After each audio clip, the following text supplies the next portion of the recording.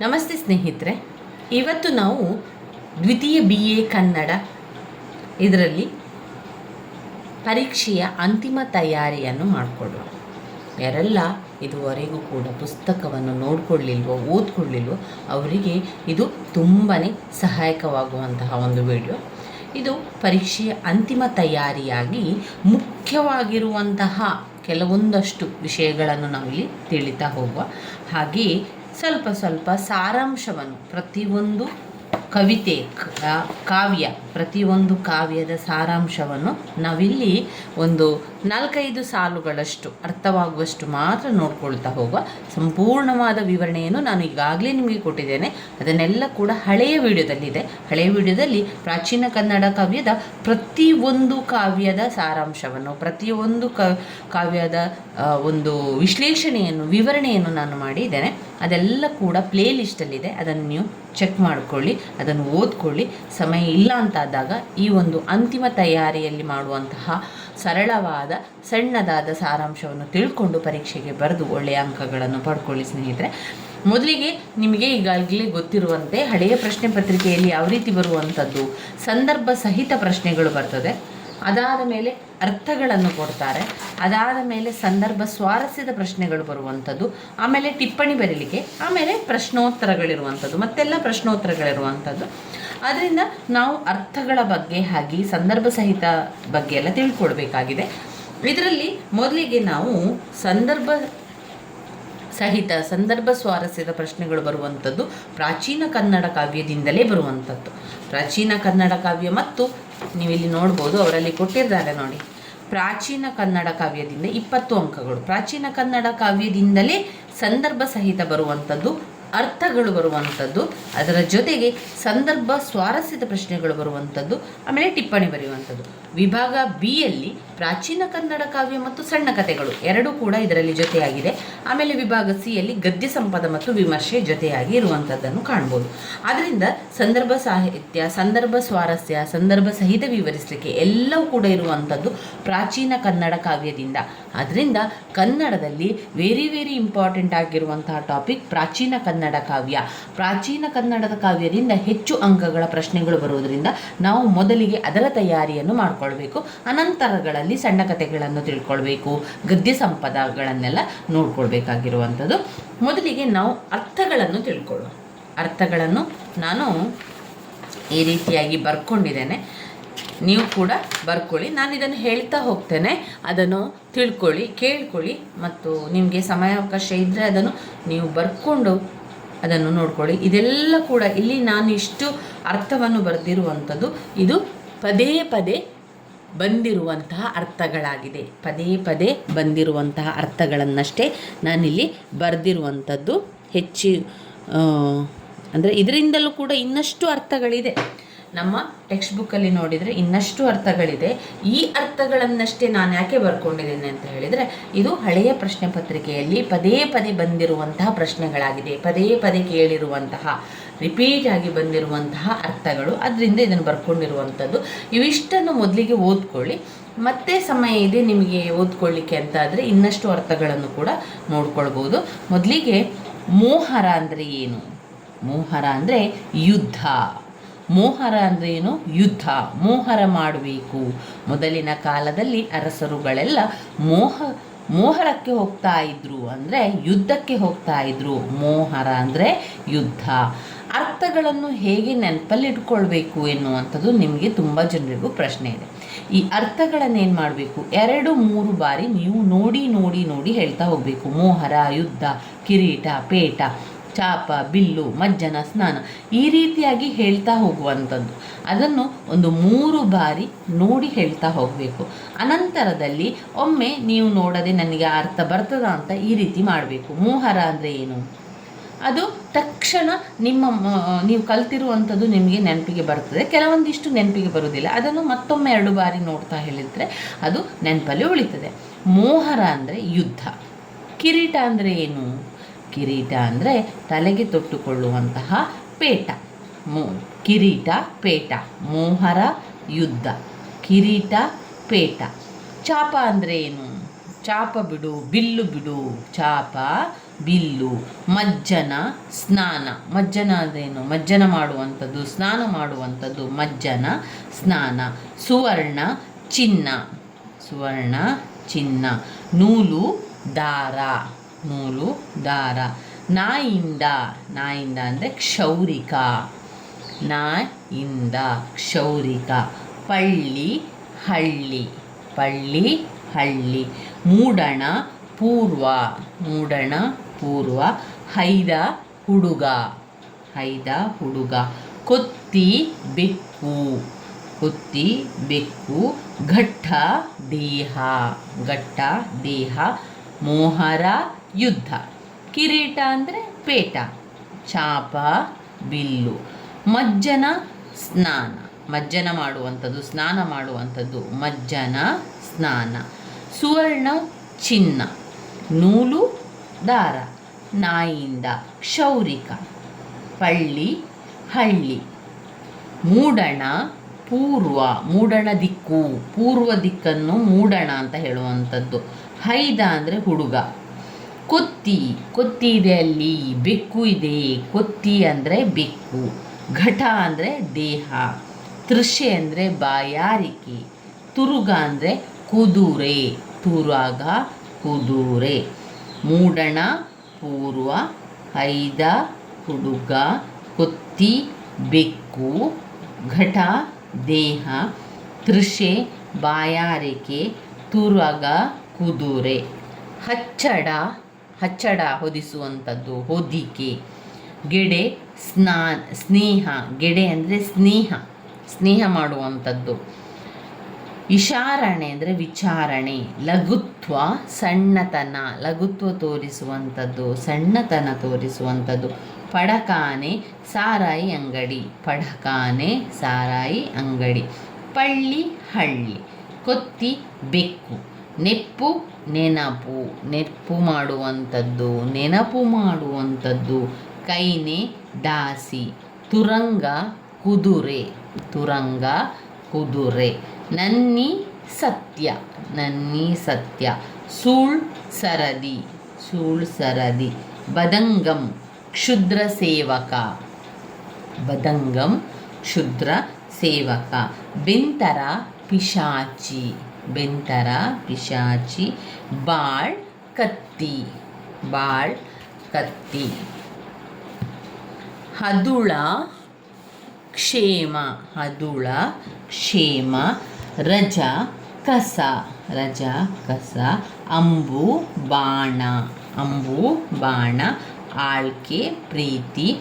ಹರಣ ಪ್ರಾಣ. ಹರಣ ಪ್ರಾಣ. ಅನಲ ಬೆಂಕಿ. ಅನಲ ಬೆಂಕಿ. ನಾಸಿಕ ಮೂಗು. ನಾಸಿಕ ಮೂಗು. ಸೈಪು ಪುಣ್ಯ. ಸೈಪು ಪುಣ್ಯ. ಜಲಧಿ ಸಮುದ್ರ. ಜಲಧಿ ಅಂದ್ರೇನು? ಸಮುದ್ರ. ಜಲ ಜಲಧಿ ಸಮುದ್ರ. ತೇಜಿ ಅಂದರೆ ಕುದುರೆ. ತೇಜಿ ಅಂದರೆ ಕುದುರೆ. ಹದುಳ ಕ್ಷೇಮ. ರಜಾ ಕಸ. ಅಂಬು ಬಾಣ. ಆಳ್ಕೆ ಪ್ರೀತಿ. ಹರಣ ಪ್ರಾಣ. ಅನಲ ಬೆಂಕಿ. ನಾಸಿಕ ಮೂಗು. ಸೈಪು ಪುಣ್ಯ. ಜಲಧಿ ಸಮುದ್ರ. ತೇಜಿ ಕುದುರೆ. ಮತ್ತೊಮ್ಮೆ ಅರ್ಥವನ್ನೆಲ್ಲ ಹೇಳ್ತಾ ಹೋಗ್ತಾನೆ, ನೀವು ಬೇರೆ ಕೆಲಸಗಳ ಜೊತೆಗೆ ಕೇಳ್ತಾ ಹೋಗಿ. ಮೋಹರ ಯುದ್ಧ. ಕಿರೀಟ ಪೇಟ. ಚಾಪ ಬಿಲ್ಲು. ಮಜ್ಜನ ಸ್ನಾನ. ಸುವರ್ಣ ಚಿನ್ನ. ನೂಲು ದಾರ. ನಾಯಿಂದ ಕ್ಷೌರಿಕ. ಪಳ್ಳಿ ಹಳ್ಳಿ. ಮೂಡಣ ಪೂರ್ವ. ಹೈದ ಹುಡುಗ. ಕೊತ್ತಿ ಬೆಕ್ಕು. ಘಟ ದೇಹ. ತೃಷೆ ಬಾಯಾರಿಕೆ. ತುರಗ ಕುದುರೆ. ಹಚ್ಚಡ ಹೊದಿಕೆ. ಗೆಡೆ ಸ್ನೇಹ. ಇಶಾರಣೆ ವಿಚಾರಣೆ. ಲಘುತ್ವ ಸಣ್ಣತನ. ಪಡಕಾನೆ ಸಾರಾಯಿ ಅಂಗಡಿ. ಪಳ್ಳಿ ಹಳ್ಳಿ. ಕೊತ್ತಿ ಬೆಕ್ಕು. ನೆಪ್ಪು ನೆನಪು. ಕೈನೆ ದಾಸಿ. ತುರಂಗ ಕುದುರೆ. ನನ್ನಿ ಸತ್ಯ. ಸೂಳ್ ಸರದಿ, ಬದಂಗಂ ಕ್ಷುದ್ರ ಸೇವಕ, ಬೆಂತರ ಪಿಶಾಚಿ, ಬಾಳ್ ಕತ್ತಿ, ಹದುಳ ಕ್ಷೇಮ, ರಜ ಕಸ, ಅಂಬು ಬಾಣ, ಆಳ್ಕೆ ಪ್ರೀತಿ, ಹರಣ ಪ್ರಾಣ, ಅನಲ ಬೆಂಕಿ, ನಾಸಿಕ ಮೂಗು, ಸೈಪು ಪುಣ್ಯ, ಜಲದಿ ಸಮುದ್ರ, ತೇಜಿ ಕುದುರೆ, ತೇಜಿ ಕುದುರೆ. ಇವಿಷ್ಟು ಅರ್ಥಗಳಲ್ಲಿ ಬರುವಂಥದ್ದು. ಇನ್ನು ನಾವು ಪ್ರಾಚೀನ ಕನ್ನಡದ ಕಾವ್ಯದ ಕಾವ್ಯ ಭಾಗಕ್ಕೆ ಹೋಗುವ. ಎಲ್ಲವನ್ನು ಕೂಡ ಸ್ವಲ್ಪ ಸ್ವಲ್ಪ ತಿಳಿಸ್ತಾ ಹೋಗ್ತೇನೆ. ಅದರ ಜೊತೆಗೆ ಅಲ್ಲಿ ಸಂದರ್ಭ ಸ್ವಾರಸ್ಯದ ಪ್ರಶ್ನೆಗಳು ಬಂದಿರುವಂಥದ್ದು, ಸಂದರ್ಭ ಸಹಿತ ಪ್ರಶ್ನೆಗಳು ಬಂದಿರುವಂಥದ್ದು ನೋಡ್ಕೊಳ್ಳುವ. ಇನ್ನು ಸಂದರ್ಭ ಸ್ವಾರಸ್ಯದ ಪ್ರಶ್ನೆಗಳು ಈ ರೀತಿಯಾಗಿ ಪದ್ಯದ ಸಾಲುಗಳನ್ನು ಕೊಟ್ಟಾಗ ನಾವು ಯಾವ ಸಾಲುಗಳನ್ನು ಅವರು ಕೊಡ್ತಾರೆ ಅಂತ ಯಾವತ್ತೂ ನಮಗೆ ಗೊತ್ತಾಗೋದಿಲ್ಲ. ಆದರೆ ನಾವು ಕಲ್ತಿರುವಂಥ ಸಾರಾಂಶವನ್ನು ನಾವು ನೆನಪಲ್ಲಿ ಇಟ್ಕೊಂಡು ಇದು ಈ ಕಾವ್ಯದಿಂದ ಅಂತ ನಾವು ಸ್ವಲ್ಪ ಯೋಚನೆಯನ್ನು ಮಾಡಿಕೊಳ್ಬೇಕು. ನಂತರ ಆ ಒಂದು ಸಾರಾಂಶವನ್ನು ಬರಿತಾ ಹೋದರೆ ಆಯಿತು, ಆ ಕಾವ್ಯಕ್ಕೆ ಸಂಬಂಧಪಟ್ಟ ಸಾರಾಂಶವನ್ನು ಬರಿತಾ ಹೋದರೆ ಆಯಿತು. ಇಲ್ಲಿ ನೋಡಿ, ಇಲ್ಲಿ ನಮಗೆ ಯಾವುದು ಕೂಡ ಗೊತ್ತಾಗೋದಿಲ್ಲ. ಅಷ್ಟವಕ್ರ, ಅಮೃತಮತಿ ಆ ರೀತಿಯಾಗಿ ಗೊತ್ತಾಗುವಾಗ ನಮಗೆ ಅದು ಗೊತ್ತಾಗ್ತದೆ, ಅದು ಅಮೃತಮತಿ ಪ್ರಸಂಗದಿಂದ ಆರಿಸಿಕೊಳ್ಳಲಾಗಿದೆ. ಇದು ಪ್ರಾಚೀನ ಕನ್ನಡ ಕಾವ್ಯವಾದ ಅಮೃತಮತಿ ಪ್ರಸಂಗದಿಂದ ಆರಿಸಿಕೊಳ್ಳಲಾಗಿದೆ. ಜನ್ನನು ಬರೆದಿರುವಂತಹ ಜನ್ನನು ಆಯ್ಕೆ ಮಾಡಿಕೊಂಡಿರುವಂಥ ಯಶೋಧರ ಚರಿತ್ರದಿಂದ ಆಯ್ಕೆ ಮಾಡಿಕೊಂಡಿರುವಂಥದ್ದು ಅಂತ ಬರಿತಾ ಹೋಗಲಿಕ್ಕೆ ಸಾಧ್ಯ ಆಗ್ತದೆ. ಇನ್ನು ಮುಂದಿನದು ಯಾವುದಿದೆ ನೋಡಿದರೆ, ತುಡುಕುವರೆ ಧನುವಿಲ್ಲ ಮುಂದಡಿ, ಇಡಲು ಸಾರಥಿ ಇಲ್ಲ, ರಥ ಕಡಿ ಒಡೆದುದು ಇನ್ನೆ ತೊದ ಹೂವನು ಸುಕುಮಾರ ತಾನೆನುತ, ಪಡೆ ಬಡದೆ ಬೊಬ್ಬರಿಯೇ ಬೆದರದೆ, ಕಡುಗಿ ಖಡ್ಗವ ಕೊಂಡು ರಿಪುಗಳ ಕಡಿತ ಹರಹುತ, ಬೀದಿವರಿವನು ಕಣದ ಮಧ್ಯದಲ್ಲಿ. ಇಲ್ಲಿ ನಮಗೆ ಈ ಸಾಲುಗಳನ್ನು ನೋಡಿದಾಗ ಇದು ಕೃಷ್ಣ ಸಂಧಾನ ಅಲ್ಲ, ದುರ್ಯೋಧನನ ವಿಲಾಪ ಅಲ್ಲ, ಅಮೃತಮತಿ ಯಶೋಧರಲ್ಲ ಹೆಸರು ಬರುವುದಿಲ್ಲ, ಸಾಮಾಜಿಕ ವಚನಗಳಾದ ಬಸವಣ್ಣ ಅಕ್ಕ ಮಹಾದೇವಿ ಅಲ್ಲ, ಅವರದ್ದು ಬಸವಣ್ಣನವರದ್ದು ಮತ್ತು ಅಕ್ಕ ಮಹಾದೇವಿ ಅವರದ್ದು ಬರುವಂಥದ್ದು ಕಾಯಕವೇ ಕೈಲಾಸ, ಆಮೇಲೆ ದುಡಿಮೆ ಪ್ರಾಮಾಣಿಕತೆಯಿಂದ ದುಡಿಯುವಂಥದ್ದು, ಆಗ ಶಿವದೇವರನ್ನು ಮೆಚ್ಚಿಸಲಿಕ್ಕೆ ಸಾಧ್ಯ ಎನ್ನುವಂಥದ್ದನ್ನು ಕಾಣ್ಬೋದು. ಅಭಿಮನ್ಯುವಿನ ಪ್ರಸಂಗ, ಪ್ರಭುದೇವರ ರಗಳೆ, ಭರತ ಬಾಹುಬಲಿ ಪ್ರಸಂಗ, ಧರೆಗೊಬ್ಬ ದಾನಶೂರ ಕರ್ಣ. ಇದರಲ್ಲಿ ಧರೆಗೊಬ್ಬ ದಾನಶೂರ ಕರ್ಣನ ಬಗ್ಗೆ ಇರುವಂಥದ್ದು, ಭರತ ಬಾಹುಬಲಿ ಅಣ್ಣ ತಮ್ಮಂದಿರ ಒಂದು ಮಾತುಕತೆ ಆಗುವಂಥದ್ದು. ಪ್ರಭುದೇವರ ರಗಳೆಯಲ್ಲಿ ಶಿವನು ಅಲ್ಲಮ್ಮ ಮತ್ತು ಕಾಮಲತೆ ಆಗಿ ಗಣಗಳನ್ನು ಭೂಮಿಗೆ ಕಳಿಸುವಂಥದ್ದು. ಇಲ್ಲಿ ನಮಗೆ ಗೊತ್ತಾಗಬೇಕು, ಈ ಒಂದು ಸಾಲು ಅಭಿಮನ್ಯುವಿನ ಪ್ರಸಂಗದಲ್ಲಿ ಬರ್ತದೆ ಎನ್ನುವಂಥದ್ದು.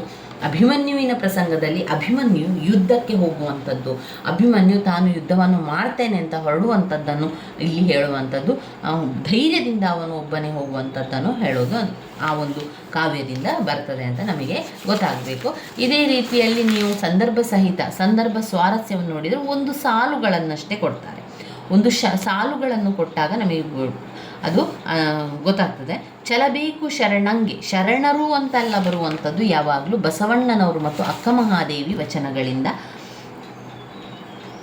ನಮ್ಮೆಲ್ಲ ಒಂದೇ ಗರಡಿಯೊಳು ದಿನ ಮಾನಸರು, ಹೋಗು ಚಕ್ರವೇ ಭುಜಬಲಿಯ ನೊಲೈಸು, ನನ್ನ ಕುಂಡಲಗಳು ಪರಮಾತ್ಮನಿಗಲ್ಲದೆ ಮಾನವ ಮಾತ್ರೆಗೆ ಕಾಣುವ ಸಾಧ್ಯ ಇಲ್ಲ. ಇಲ್ಲಿ ಕುಂಡಲಗಳು ಕಾಣುವಂಥದ್ದು ಅಂದರೆ ನೀವು ಮೊದಲು ಕೇಳಿರ್ಬೋದು, ಕರ್ಣಕುಂಡಲ ಅಂತ ಕೇಳಿರ್ಬೋದು. ನೋಡಿ, ಕರ್ಣಕುಂಡಲ ಅಂದರೆ ಕರ್ಣನು ಹುಟ್ಟುವಾಗಲೇ ಅವನ ಕಿವಿಯಲ್ಲಿ ಓಲೆಗಳು ಬಂದಿರುವಂಥದ್ದು. ಹುಟ್ಟುವಾಗಲೇ ಅವನ ಕಿವಿಯಲ್ಲಿ ದೇವರು ಓಲೆಗಳನ್ನು ಕೊಟ್ಟಿರ್ತಾರೆ.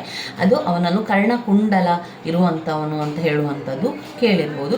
ಈ ಒಂದು ಕುಂಡಲ ಯಾರಿಗೂ ಕೂಡ ಕಾಣಿಸುವುದಿಲ್ಲ, ಅದು ದೇವರು ಕೊಟ್ಟು ಕಳಿಸುವಂತಹ ಕರ್ಣಕುಂಡಲ. ಕರ್ಣ ಅಂದರೆ ಕಿವಿಯ ಕುಂಡಲಾಗಿರುವುದರಿಂದ ಪರಮಾತ್ಮನಿಗಲ್ಲದೆ ಬೇರೆ ಯಾರಿಗೂ ಕಾಣಿಸುವಂಥದ್ದಿಲ್ಲ. ಆದ್ದರಿಂದ ಇಲ್ಲಿ ಕರ್ಣ ಅಂತ ಬರುವಂತಹ ಒಂದು ಕಾವ್ಯ ಯಾವುದು?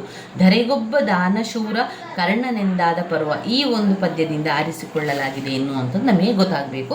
ಇದರಲ್ಲಿ 2 ಸಂದರ್ಭ ಸ್ವಾರಸ್ಯ ಬರೆಯುವುದರಿಂದ ನಾವು ಯಾವುದಾದ್ರೂ 2 ಆಯ್ಕೆ ಮಾಡಿಕೊಳ್ಬೇಕು. ನಾವು ಕಲ್ತಿರುವಂತಹ 2.5 ಅಂಕಗಳಿರೋದ್ರಿಂದ ನಾವು ಅರ್ಧ ಪುಟದಷ್ಟು ಉತ್ತರವನ್ನು ಬರೆದರೆ ಸಾಕು. ನಿಮ್ಮ ಉತ್ತರ ಪತ್ರಿಕೆಯಲ್ಲಿ ಇಷ್ಟು ಉದ್ದ ಉತ್ತರ ಪತ್ರಿಕೆಯಲ್ಲಿ ಇಷ್ಟು ಅರ್ಧ ಉತ್ತರ ಪತ್ರಿಕೆ ಆಗುವಷ್ಟು ಬರೆದ್ರೆ ಸಾಕು. ಒಂದು ಅರ್ಧ ಬರೀರಿ, ಮತ್ತೊಂದು ಅರ್ಧ ಬರೀರಿ, ಅದು 2.5 ಅಂಕಕ್ಕೆ ಅಷ್ಟು ಸಾಕು.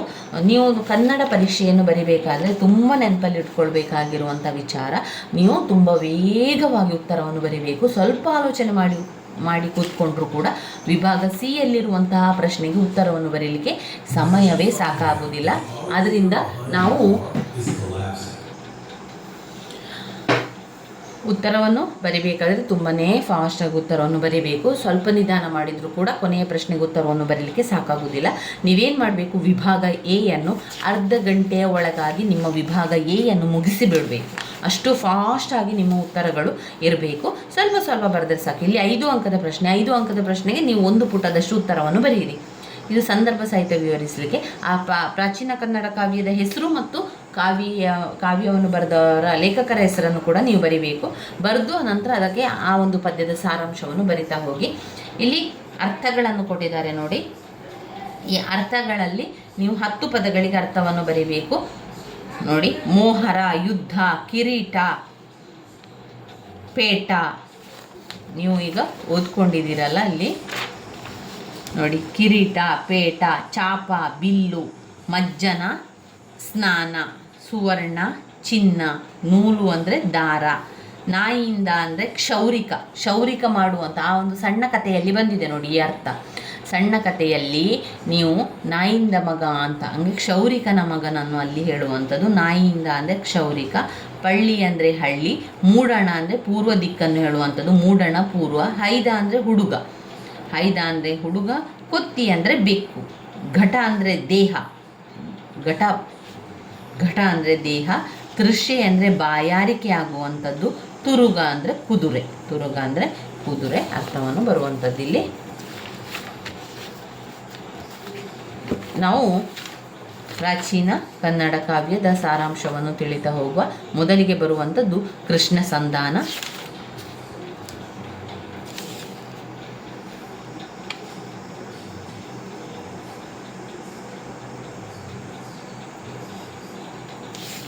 ಕೃಷ್ಣ ಸಂಧಾನ ಈ ಒಂದು ಪ್ರಾಚೀನ ಕನ್ನಡ ಕಾವ್ಯದ ಸಾರಾಂಶ ಈ ರೀತಿಯಾಗಿರುವಂಥದ್ದು. ಮೊದಲಿಗೆ ಆರಂಭದಲ್ಲಿ ಕೌರವರು ಮತ್ತು ಪಾಂಡವರು ಒಂದೇ ವಂಶಕ್ಕೆ ಸೇರಿದವರಾಗಿದ್ದರು.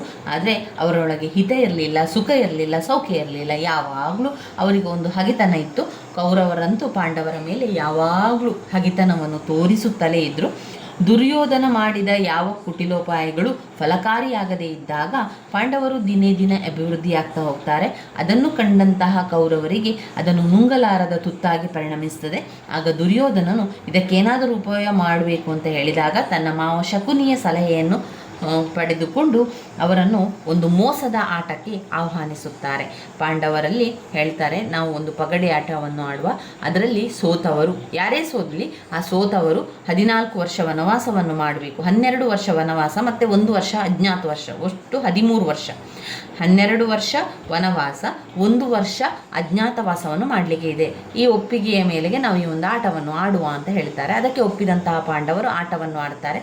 ಆದರೆ ಶಕುನಿಯ ಸಲಹೆಯಂತೆ ಆ ಒಂದು ಮೋಸದಿಂದ ಆಟವನ್ನು ಕೌರವರು ಗೆಲ್ತಾರೆ. ಮೋಸದಿಂದ ಆಟವನ್ನು ಕೌರವರು ಗೆದ್ದ ನಂತರ ಈ ಪಾಂಡವರು ಆ ಶಿಕ್ಷೆಯನ್ನು ಅನುಭವಿಸಬೇಕು. 12 ವರ್ಷ ವನವಾಸ ಮಾಡಬೇಕು, 1 ವರ್ಷ ಅಜ್ಞಾತವಾಸ ಮಾಡಬೇಕು. ಅದೇ ರೀತಿಯಲ್ಲಿ ಪಾಂಡವರು ಏನು ಮಾಡ್ತಾರೆ, 12 ವರ್ಷ ವನವಾಸವನ್ನು ಮಾಡಿ 1 ವರ್ಷ ಅಜ್ಞಾತವಾಸವನ್ನು ಮಾಡಿ ಮರಳಿ ತಮ್ಮ ರಾಜ್ಯಕ್ಕೆ ಬರ್ತಾರೆ. ತಮ್ಮ ರಾಜ್ಯವನ್ನೆಲ್ಲ ಈಗ ಕೌರವರು ನೋಡಿಕೊಳ್ತಾ ಇದ್ದಾರೆ. ಅಂದರೆ 13 ವರ್ಷ ಆಯ್ತಲ್ವ, ಕೌರವರು ನೋಡ್ಕೊಳ್ತಾ ಇದ್ರು. ಪಾಂಡವರು ಬಂದು ನಮ್ಮ ರಾಜ್ಯವನ್ನು ನಮಗೆ ಕೊಟ್ಟು ಬಿಡಿ, ನಾವು ರಾಜ್ಯಭಾರವನ್ನು ಮಾಡ್ತೇವೆ ಅಂತ ಕೇಳಿಕೊಂಡಾಗ ದುರ್ಯೋಧನ ಒಪ್ಪುವುದಿಲ್ಲ. ನಾವು ನಿಮಗೆ ರಾಜ್ಯವನ್ನು ಕೊಡುವುದಿಲ್ಲ ಎನ್ನುವಂತಹ ಮಾತುಗಳನ್ನು ಆಡ್ತಾನೆ. ಆಗ ಪಾಂಡವರು ಹೇಳ್ತಾರೆ, ಇಲ್ಲ, ನಮಗೆ ಸಂಪೂರ್ಣ ರಾಜ್ಯ ಬೇಕೆಂದೇನಿಲ್ಲ, ಸಂಪೂರ್ಣ ರಾಜ್ಯ ಕೊಡದಿದ್ರೂ ಪರವಾಗಿಲ್ಲ, ಒಂದು ಸಣ್ಣ ರಾಜ್ಯವನ್ನಾದರೂ ಕೊಡಿ, ಸಣ್ಣ ತುಂಡು ಭೂಮಿಯನ್ನಾದರೂ ಕೊಡಿ, ನಾವು ರಾಜ್ಯಭಾರವನ್ನು ಮಾಡ್ತೇವೆ ಅಂತ ಹೇಳಿದಾಗ ಅದಕ್ಕೂ ಕೂಡ ದುರ್ಯೋಧನ ಒಪ್ಪುವುದಿಲ್ಲ. ದುರ್ಯೋಧನ ಮಾತು ಇಷ್ಟೇ, ನಾವು ಇನ್ನು ಯುದ್ಧದಿಂದಲೇ ಮಾತನಾಡುವಂಥದ್ದು, ಯುದ್ಧದಲ್ಲಿ ಸೋತವರಿಗೆ ಸಂಪೂರ್ಣ ಕಳ್ಕೊಳ್ಳುವಂಥದ್ದು, ಯುದ್ಧದಲ್ಲಿ ಗೆದ್ದವರು ಎಲ್ಲವನ್ನು ಪಡ್ಕೊಳ್ಳುವಂಥದ್ದು. ನಾವು ಕುರುಕ್ಷೇತ್ರ ಯುದ್ಧವನ್ನು ಆರಂಭ ಮಾಡುವ. ಕುರುಕ್ಷೇತ್ರ ಯುದ್ಧ ಆರಂಭ ಆಗ್ತದೆ. ಯಾಕಂದರೆ ಕುರುಕ್ಷೇತ್ರ ಎನ್ನುವಂಥ ಜಾಗದಲ್ಲಿ ಯುದ್ಧ ಆದ ಕಾರಣ ಅಲ್ಲಿ ಕುರುಕ್ಷೇತ್ರ ಯುದ್ಧ ಅಂತ ಹೆಸರು ಬರ್ತದೆ. ಕುರುಕ್ಷೇತ್ರ ಯುದ್ಧವನ್ನು ಮಾಡಲಿಕ್ಕೆ ಸಜ್ಜಾಗುವಂಥದ್ದು. ಇಲ್ಲಿ ಕೃಷ್ಣ ಸಂಧಾನ ಅಂತ ಯಾಕೆ ಬರ್ತದೆ ಅಂತ ಹೇಳಿದರೆ, ಇಷ್ಟು ಹೇಳಿದ ಮೇಲೆ ಪಾಂಡವರು ಸೀದಾ ಹೋಗ್ತಾರೆ. ಹೋದ ಮೇಲೆ ಅವರು ಯೋಚನೆ ಮಾಡ್ತಾರೆ, ಈ ಒಂದು ವಿಷಯಕ್ಕೆ ಮಾಡಲಿಕ್ಕೆ, ಸಂಧಾನ ಮಾಡಲಿಕ್ಕೆ ಯಾಕೆ ಯುದ್ಧ ಮಾಡಬೇಕು? ಅದರ ಬದಲಾಗಿ ಅವರೆಲ್ಲರೂ ಕೂಡ ನಮ್ಮ ಅಣ್ಣ ತಮ್ಮಂದಿರೇ, ಅಂಥ ಸಂದರ್ಭದಲ್ಲಿ ಯಾಕೆ ಯುದ್ಧವನ್ನು ಮಾಡಬೇಕು? ಇದನ್ನು ಒಂದು ಸಂಧಾನ ಮಾಡಿ ಮುಗಿಸಿ ಬಿಡೋಣ ಅಂತ ಪಾಂಡವರು ಯೋಚನೆ ಮಾಡ್ತಾರೆ. ಅದೇ ರೀತಿ ಪಾಂಡವರು ಏನು ಮಾಡ್ತಾರೆ, ಕೃಷ್ಣನ ಬಳಿಗೆ ಹೋಗಿ ಕೃಷ್ಣನಲ್ಲಿ ಹೇಳ್ತಾರೆ, ನೋಡು ಕೃಷ್ಣ, ನೀನೇ ಈ ಒಂದು ಸಂಧಾನ ಕಾರ್ಯಕ್ಕೆ ಉತ್ತಮವಾದ ವ್ಯಕ್ತಿ, ನೀನು ದುರ್ಯೋಧನ ಜೊತೆಗೆ ಹೋಗಿ ಮಾತನಾಡಬೇಕು.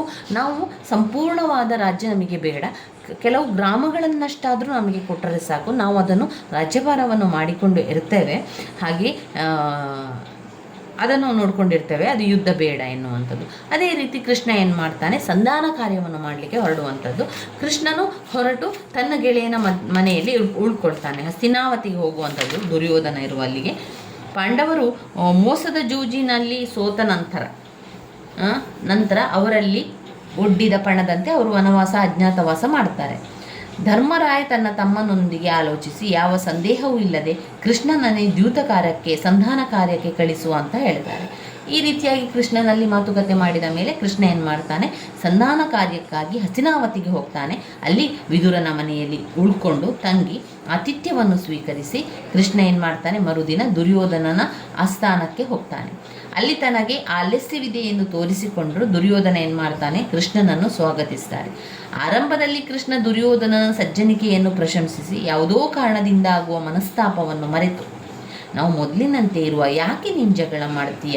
ಅವರಿಗೆ ಒಂದು ಇಡೀ ರಾಜ್ಯ ಅವರು ಕೇಳ್ತಾ ಇಲ್ಲ, ರಾಜ್ಯವಲ್ಲದಿದ್ದರೂ ಕೂಡ 5 ಗ್ರಾಮವನ್ನಾದರೂ ಪಾಂಡವರಿಗೆ ಕೊಟ್ಟು ಬಿಡು, ಅವರೇ ಅದನ್ನು ನೋಡ್ಕೊಂಡಿರ್ತಾರೆ, ಅವರೇನು ನಿನ್ನನ್ನು ಹೆಚ್ಚು ಕೇಳ್ತಾ ಇಲ್ಲ ಅಂತ ಕೇಳಿದಾಗ ಇದರಿಂದ ಕೋಪಗೊಳ್ತಾನೆ ದುರ್ಯೋಧನ. ಕೋಪಗೊಂಡು, ಗೊಲ್ಲರ ರೀತಿಗೆ ತಕ್ಕಂತೆ ನೀನು ಮಾತನಾಡ್ತಾ ಇದೆಯಾ, ಸಾಮಭೇದ ಬಳಸಿಕೊಂಡು ಕುಟುಂಬವನ್ನೇ ಛಿದ್ರ ಮಾಡಿಬಿಡುವೆ ಎಂದು ದೂಷಣೆ ಮಾಡ್ತಾನೆ.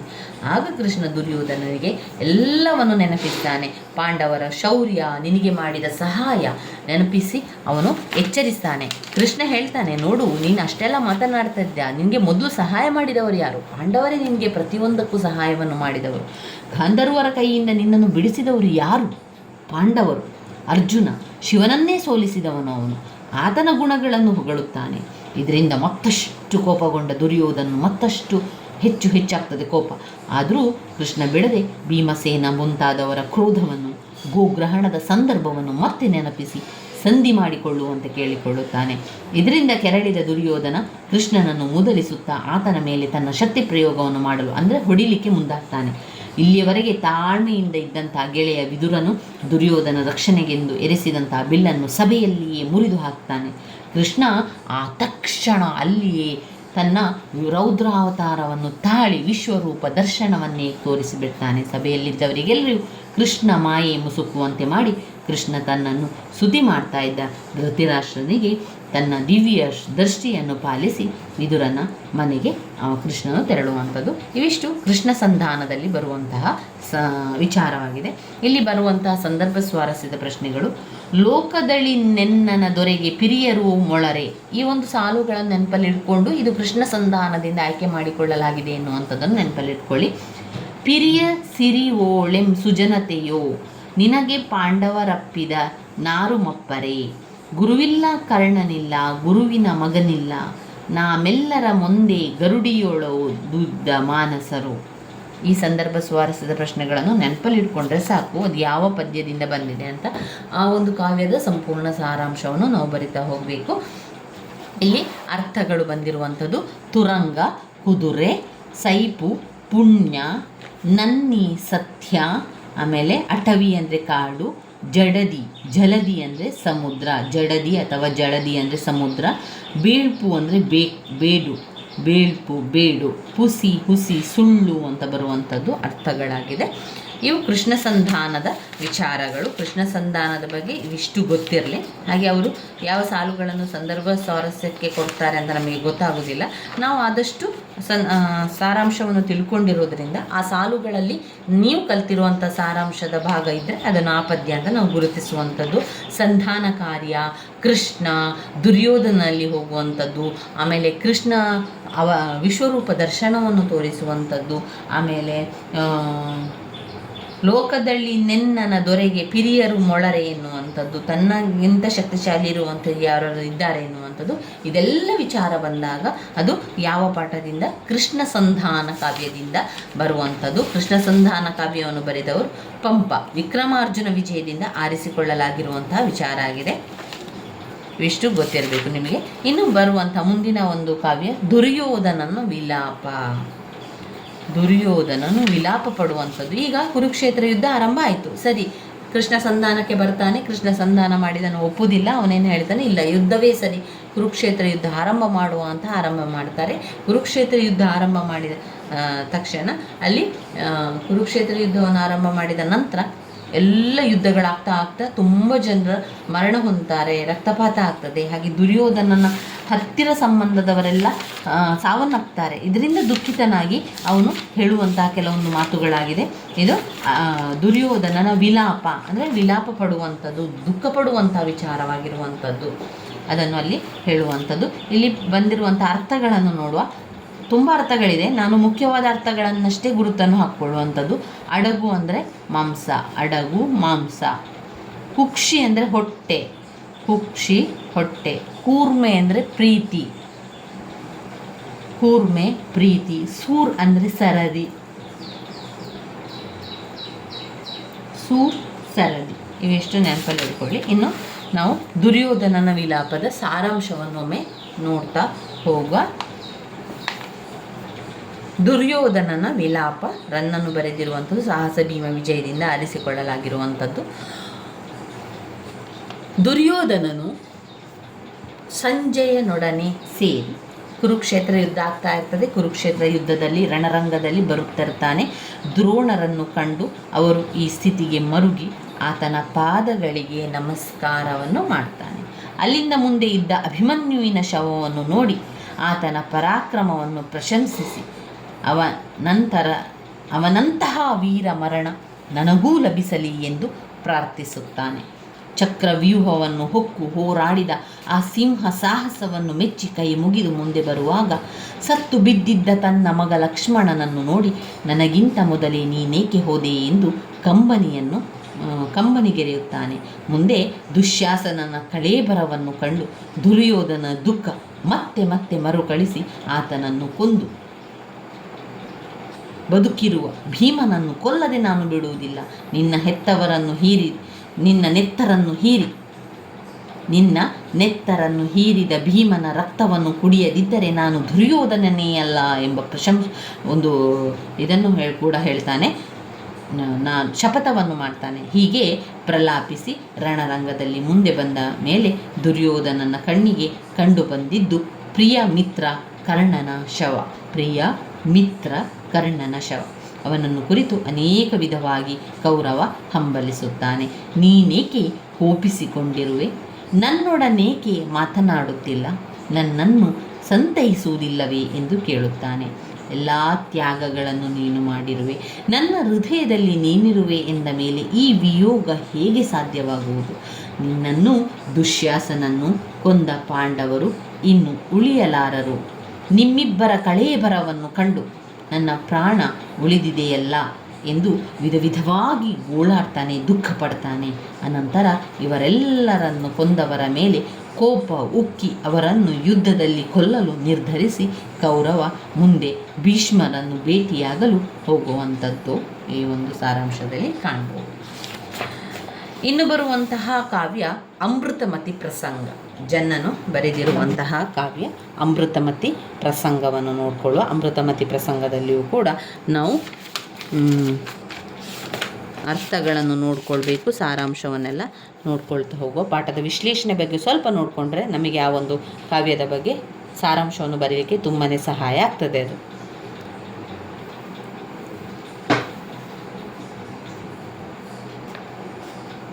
ಅಮೃತಮತಿ ಪ್ರಸಂಗದಲ್ಲಿ ಏನಾಗ್ತದೆ ಅಂತ ಹೇಳಿದರೆ, ಅಮೃತಮತಿ ಪ್ರಸಂಗವು ಯಶೋಧರ ಅಮೃತಮತಿಯರು ಅನ್ಯೋನ್ಯವಾದ ದಂಪತಿಗಳಾಗಿದ್ದರು. ಒಂದು ದಿನ ರಾತ್ರಿ ಶಯ್ಯಾಗೃಹದಲ್ಲಿ ಅಂದರೆ ಮಲಗುವ ಕೋಣೆಯಲ್ಲಿ ದಂಪತಿಗಳು ಮಲಗಿರುವಾಗೆ ಸರಿರಾತ್ರಿಯಲ್ಲಿ ಅರಮನೆಯ ಪಕ್ಕದಲ್ಲಿದ್ದ ಪಟ್ಟದಾನೆಯ ಮಾವಾಟಿಕ ತನ್ನ ವಿನೋದಕ್ಕೆಂದು ಹಾಡತೊಡಗ್ತಾನೆ. ತುಂಬಾ ಚೆನ್ನಾಗಿ ಹಾಡ್ತಾನೆ ಅವನು. ಆ ಹಾಡಿನಿಂದ ಅಮೃತಮತಿ ಮನಸೋಲುವಂಥದ್ದು, ಅಮೃತಮತಿಯ ನಿದ್ರೆ ತಿಳಿದಿದ್ದು ಅವನ ಆ ಒಂದು ಇನಿದನಿಗೆ ವಶಳಾಗಿ ಅವನಾರೆಂದು ತಿಳಿಯದೆ ಆ ಹಾಡುಗಾರನಲ್ಲಿ ಮೋಹಗೊಂಡಳು. ತನ್ನ ಆಪ್ತ ಸಖಿಯನ್ನು ಕಳುಹಿಸಿ ಅವನಾರೆಂದು ತಿಳಿದು ಬರಲು ಹೇಳಿದಳು. ಅವನಲ್ಲಿ ಹೋಗಿದ್ದ ಸಖಿ ಆತನ ಕುರೂಪತೆಯನ್ನು ವರ್ಣಿಸಿದರೂ ಅದರಿಂದ ಅಮೃತಮತಿಗೆ ಬೇಸರವಾಗಲಿಲ್ಲ. ತನ್ನ ದೂತಿಯ ನೆರವಿನಿಂದ ಅವನನ್ನೇ ಪ್ರೀತಿಸಿ ಕೂಡಿದಳು. ಅವಕಾಶ ಸಿಕ್ಕಾಗಲೆಲ್ಲ ಅವನ ಬಳಿ ಇರುತ್ತಿದ್ದ ಅಮೃತಮತಿಯ ನಡತೆ ಯಶೋಧರನ ಸಂಶಯಕ್ಕೆ ಕಾರಣವಾಯಿತು. ಒಂದು ದಿವಸ ನಿದ್ರೆಯಲ್ಲಿರುವಂತೆ ನಟಿಸಿದ ಯಶೋಧರನ ಬಳಿಯಿಂದ ಅಮೃತಮತಿ ಹೊರಟಾಗ ಅವನು ಆಕೆಯನ್ನು ಹಿಂಬಾಲಿಸಿದ. ಅಲ್ಲಿ ಆಕೆಯನ್ನು ತಡವಾಗಿ ಬಂದದ್ದಕ್ಕೆ ಆ ಅಷ್ಟವಕ್ರ ಕೋಪದಿಂದ ಹೊಡೆದಾಗ ಅಮೃತಮತಿ ದೊರೆಯಿಂದ ತಡವಾದುದೆಂದು ಹೇಳಿ ಕ್ಷಮೆ ಕೇಳುವುದಲ್ಲದೆ ಲೋಕದ ಗಂಡಸರೆಲ್ಲ ನನಗೆ ಸೋದರರು ಎನ್ನುತ್ತಾಳೆ. ಅಲ್ಲಿಯೇ ಅವರನ್ನು ಕೊಲ್ಲಬೇಕೆಂದುಕೊಂಡಿದ್ದ ಯಶೋಧರ ವಿವೇಕದಿಂದ ಹಿಂದಿರುಗುತ್ತಾನೆ. ತನ್ನ ಸಮಸ್ಯೆಯನ್ನು ಯಾರಲ್ಲಿಯೂ ಕೂಡ ಹೇಳಿಕೊಳ್ಳಲಾಗದೆ ತಾಯಿಯ ಬಳಿ ಹೇಳಿದಾಗ ಆಕೆ ಹಿಟ್ಟಿನ ಕೋಳಿಯನ್ನು ಬಲಿ ಕೊಡಲು ಹೇಳುತ್ತಾಳೆ. ತನಗೆ ಇಷ್ಟವಿಲ್ಲದಿದ್ದರೂ ಯಶೋಧರ ಅದಕ್ಕೆ ಒಪ್ಪುತ್ತಾನೆ. ಸುಂದರವಾಗಿದ್ದ ಕೋಳಿಯ ದೇಹದಲ್ಲಿ ಬೆಂತರವೊಂದು ಸೇರಿತ್ತು. ಬೆಂತರ ಅಂದರೆ ಪಿಶಾಚಿ ಸೇರಿತ್ತು.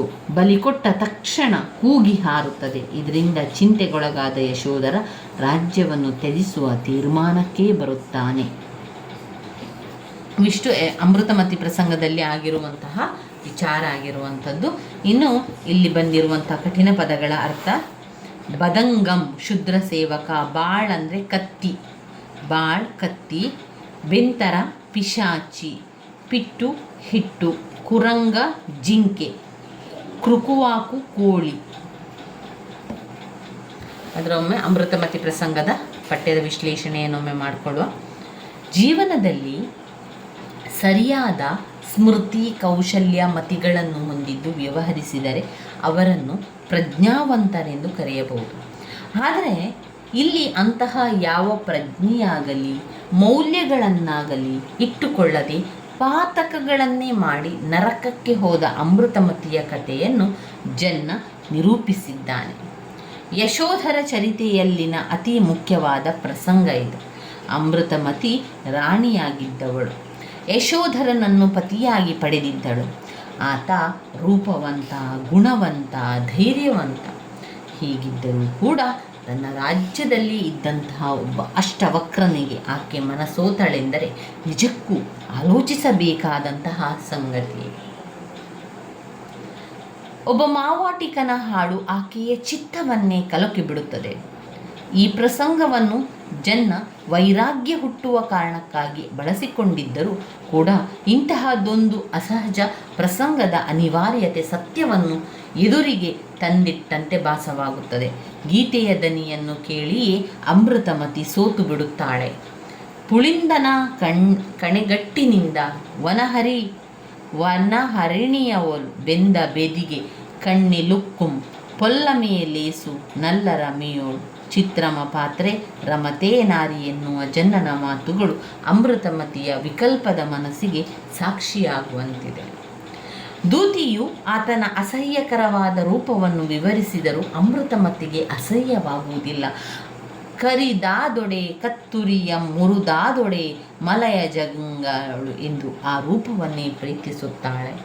ತಾನು ತಡವಾಗಿ ಹೋದುದಕ್ಕಾಗಿ ಬಡಿದ ಆ ಮಾವಾಟಿಕನ ಕಾಲ ಮೇಲೆ ಕೇರೆ ಪೊರಳುವಂತೆ ಪೊರಳ್ದಳು ಎನ್ನುವಾಗ ಜನ್ನನ ಕಾವ್ಯ ಕೌಶಲ್ಯ ಚಿತ್ರವೊಂದನ್ನು ಕಣ್ಮುಂದೆ ಹರವಿದಂತೆನಿಸುತ್ತದೆ. ತಾನು ದೊರೆಯೊಡನಿದ್ದ ಕಾರಣ ಬರುವುದು ತಡವಾಯಿತೆಂದು ಅಮೃತಮತಿ ಕ್ಷಮೆಯನ್ನು ಕೇಳಿ ಪ್ರಪಂಚದ ಗಂಡಸರೆಲ್ಲ ನನಗೆ ಸೋದರರು ಅಂತ ಹೇಳಿದಾಗ ಯಶೋಧರನಿಗೆ ತುಂಬ ದುಃಖ ಉಂಟಾಗ್ತದೆ. ಪ್ರಜ್ಞಾವಂತ ಮನಸ್ಸಿಗೆ ಆಘಾತ ಆಗ್ತದೆ. ಆದರೂ ಅವರನ್ನು ಕೊಲ್ಲದೆ ಮುಕ್ತಿಯೆಡೆಗೆ ಆಲೋಚಿಸುವ ಉತ್ತಮ ವ್ಯಕ್ತಿಯಾಗಿ ಯಶೋಧರ ಕಾಣಿಸಿಕೊಳ್ಳುತ್ತಾನೆ. ಅವಳನ್ನು ಪರೀಕ್ಷಿಸಲೆಂದೇ ರಾಜ ಮರುದಿನ ಅವಳನ್ನು ನೈದಿಲೆಯ ಹೂವಿನಿಂದ ಹೊಡೆದರೆ ಅದನ್ನು ಸಹಿಸದೆ ಅಮೃತಮತಿ ಮೂರ್ಛೆ ಹೋಗುತ್ತಾಳೆ. ಇಂದು ನಿನಗೆ ಬಂದ ಸಾವು ಹೇಗೋ ದೈವದಿಂದ ಪರಿಹಾರವಾಯಿತು, ಆದರೆ ಈ ನೈದಿಲೆ ನಿನಗೆ ಸಾವಾಯಿತು. ಎಂದು ಸೂಕ್ಷ್ಮವಾಗಿ ಹಿಂದಿನ ರಾತ್ರಿಯ ಸಂಗತಿಯನ್ನು ಯಶೋಧರ ಸೂಚಿಸಿದಾಗ ಅಮೃತ ಮತಿಗೆ ಅದರ ಅರಿವಾಗ್ತದೆ. ಯಶೋಧರನ ತಾಯಿಯ ಬಳಿ ಸೂಕ್ಷ್ಮವಾಗಿ ಕನಸಿನ ರೂಪದಲ್ಲಿ ಹೊಂದಾವರೆ ಕೊಳದ ಹಂಸ ಕೊಳೆತ ತಾವರೆಯ ಕೊಳದಲ್ಲಿ ಆಡುತ್ತಿತ್ತು ಎಂದು ಹೇಳಿದಾಗ ತಾಯಿ ಬಲಿಯನ್ನು ಕೊಡಲು ಹೇಳುತ್ತಾನೆ. ಹಿಟ್ಟಿನ ಕೋಳಿಯ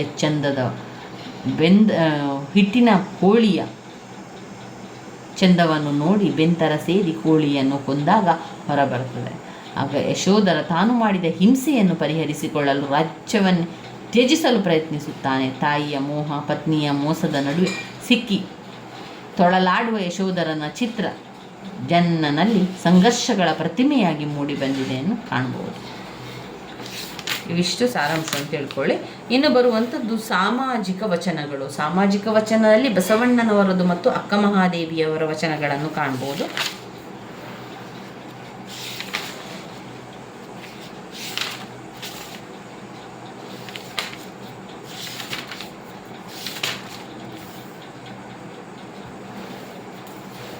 ಇಲ್ಲಿ ಬಂದಿರುವಂಥ ಅರ್ಥಗಳನ್ನು ನೋಡಿಕೊಳ್ಳುವ.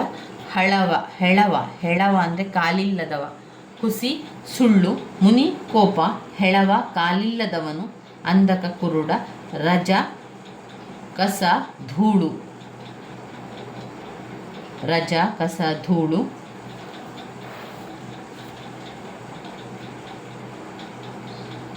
ವ್ಯಾಧ ಬೇಡ, ಕದುಳ ಅಂದರೆ ಕ್ಷೇಮ. ಇಲ್ಲಿ ಅಕ್ಕ ಮಹಾದೇವಿ ಮತ್ತು ಬಸವಣ್ಣನವರ ವಚನಗಳನ್ನು ನೋಡಿದರೆ ನಾವು ಅದರಲ್ಲಿ ಸ್ವಲ್ಪವನ್ನು ತಿಳ್ಕೊಂಡು ಸಾರಾಂಶವನ್ನು ತಿಳ್ಕೊಂಡು ನೀವು ಅದನ್ನೇ ಬರಿತಾ ಹೋದರೆ ಆಯಿತು. ವಚನವೆಂದರೆ ಗದ್ಯ ಪದ್ಯಗಳ ಮಿಶ್ರಣವಾದ ವಚನ ಅಂತ ಹೇಳುವಂಥದ್ದು. ಸಮಾಜದ ಉದ್ಧಾರಕ್ಕಾಗಿ 12ನೆಯ ಶತಮಾನದಲ್ಲಿ ನಡೆದ ಚಳವಳಿಯಲ್ಲಿದ್ದ ಶಿವಶರಣರ ಅನುಭವದ ನುಡಿಗಳು. ಇಂತಹ ಚಳವಳಿಗಳ ಪ್ರಮುಖ ನಾಯಕನು ಬಸವಣ್ಣನವರು. ಭಕ್ತಿ ಸಾಧನೆಯ ಮಾರ್ಗದಲ್ಲಿ ನಡೆಯುತ್ತಲೇ ಸಮಾಜದ ಉದ್ಧಾರಕ್ಕಾಗಿ ಶ್ರಮಿಸಿದಂಥವರು. ಅವರ ಆಯ್ದ ಸಾಮಾಜಿಕ ವಚನಗಳು ಇಲ್ಲಿ ಪಠ್ಯವಾಗಿದೆ. ಅಂತರಂಗ ಶುದ್ಧಿ, ಬಹಿರಂಗ ಶುದ್ಧಿ ಎರಡೂ ಇದ್ದರೆ ಮಾತ್ರ ಪರಮಾತ್ಮನಲ್ಲಿ ಏಕತೆಯನ್ನು ಸಾಧಿಸಬಹುದು ಎಂದು ಬಸವಣ್ಣನವರು ತಿಳಿದಿದ್ದು, ಅದಕ್ಕಾಗಿ ಸಪ್ತಶೀಲಗಳನ್ನು ವಿವರಿಸಿದ್ದಾರೆ. ನುಡಿ ಹೇಗಿರಬೇಕು ಎನ್ನುವುದನ್ನು ತಿಳಿಯುವುದರ ಜೊತೆಗೆ ಮಾತನಾಡುವ ರೀತಿಯಲ್ಲಿ ನಡತೆಯೂ ಇರಬೇಕೆಂದು ಪ್ರತಿಪಾದನೆ ಮಾಡಿದ್ದಾರೆ.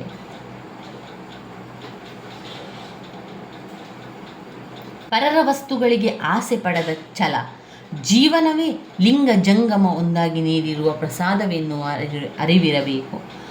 ಆಧ್ಯಾತ್ಮದ ಚಿಂತನೆಯನ್ನು ಮೃತ್ಯುವಿಗೆ ಹತ್ತಿರವಾದಾಗ ಮಾಡಲಾಗುವುದಿಲ್ಲ. ದೇಹ ಮನಸ್ಸು ಸುಸ್ಥಿತಿಯಲ್ಲಿರಬೇಕಾದಾಗಲೇ ಮಾಡಬೇಕು. ಅವಕ್ಕೆಂದೇ ತನ್ನ ಇಂದ್ರಿಯಗಳನ್ನು ಹಿಡಿತದಲ್ಲಿರಿಸಿ ಅನ್ಯ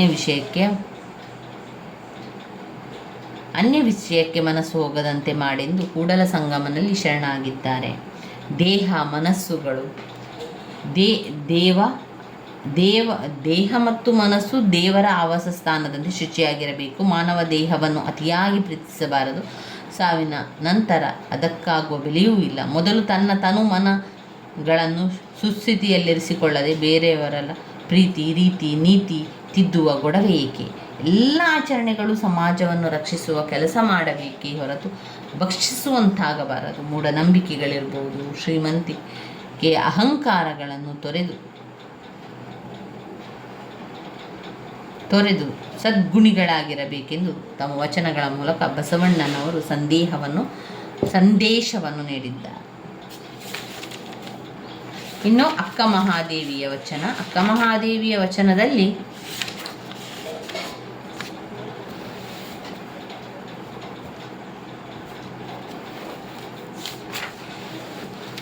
ಅಕ್ಕ ಮಹಾದೇವಿ ವಚನದಲ್ಲಿ ಬರುವಂಥ ಕಠಿಣ ಪದಾರ್ಥ ತಡಿ ದಡ.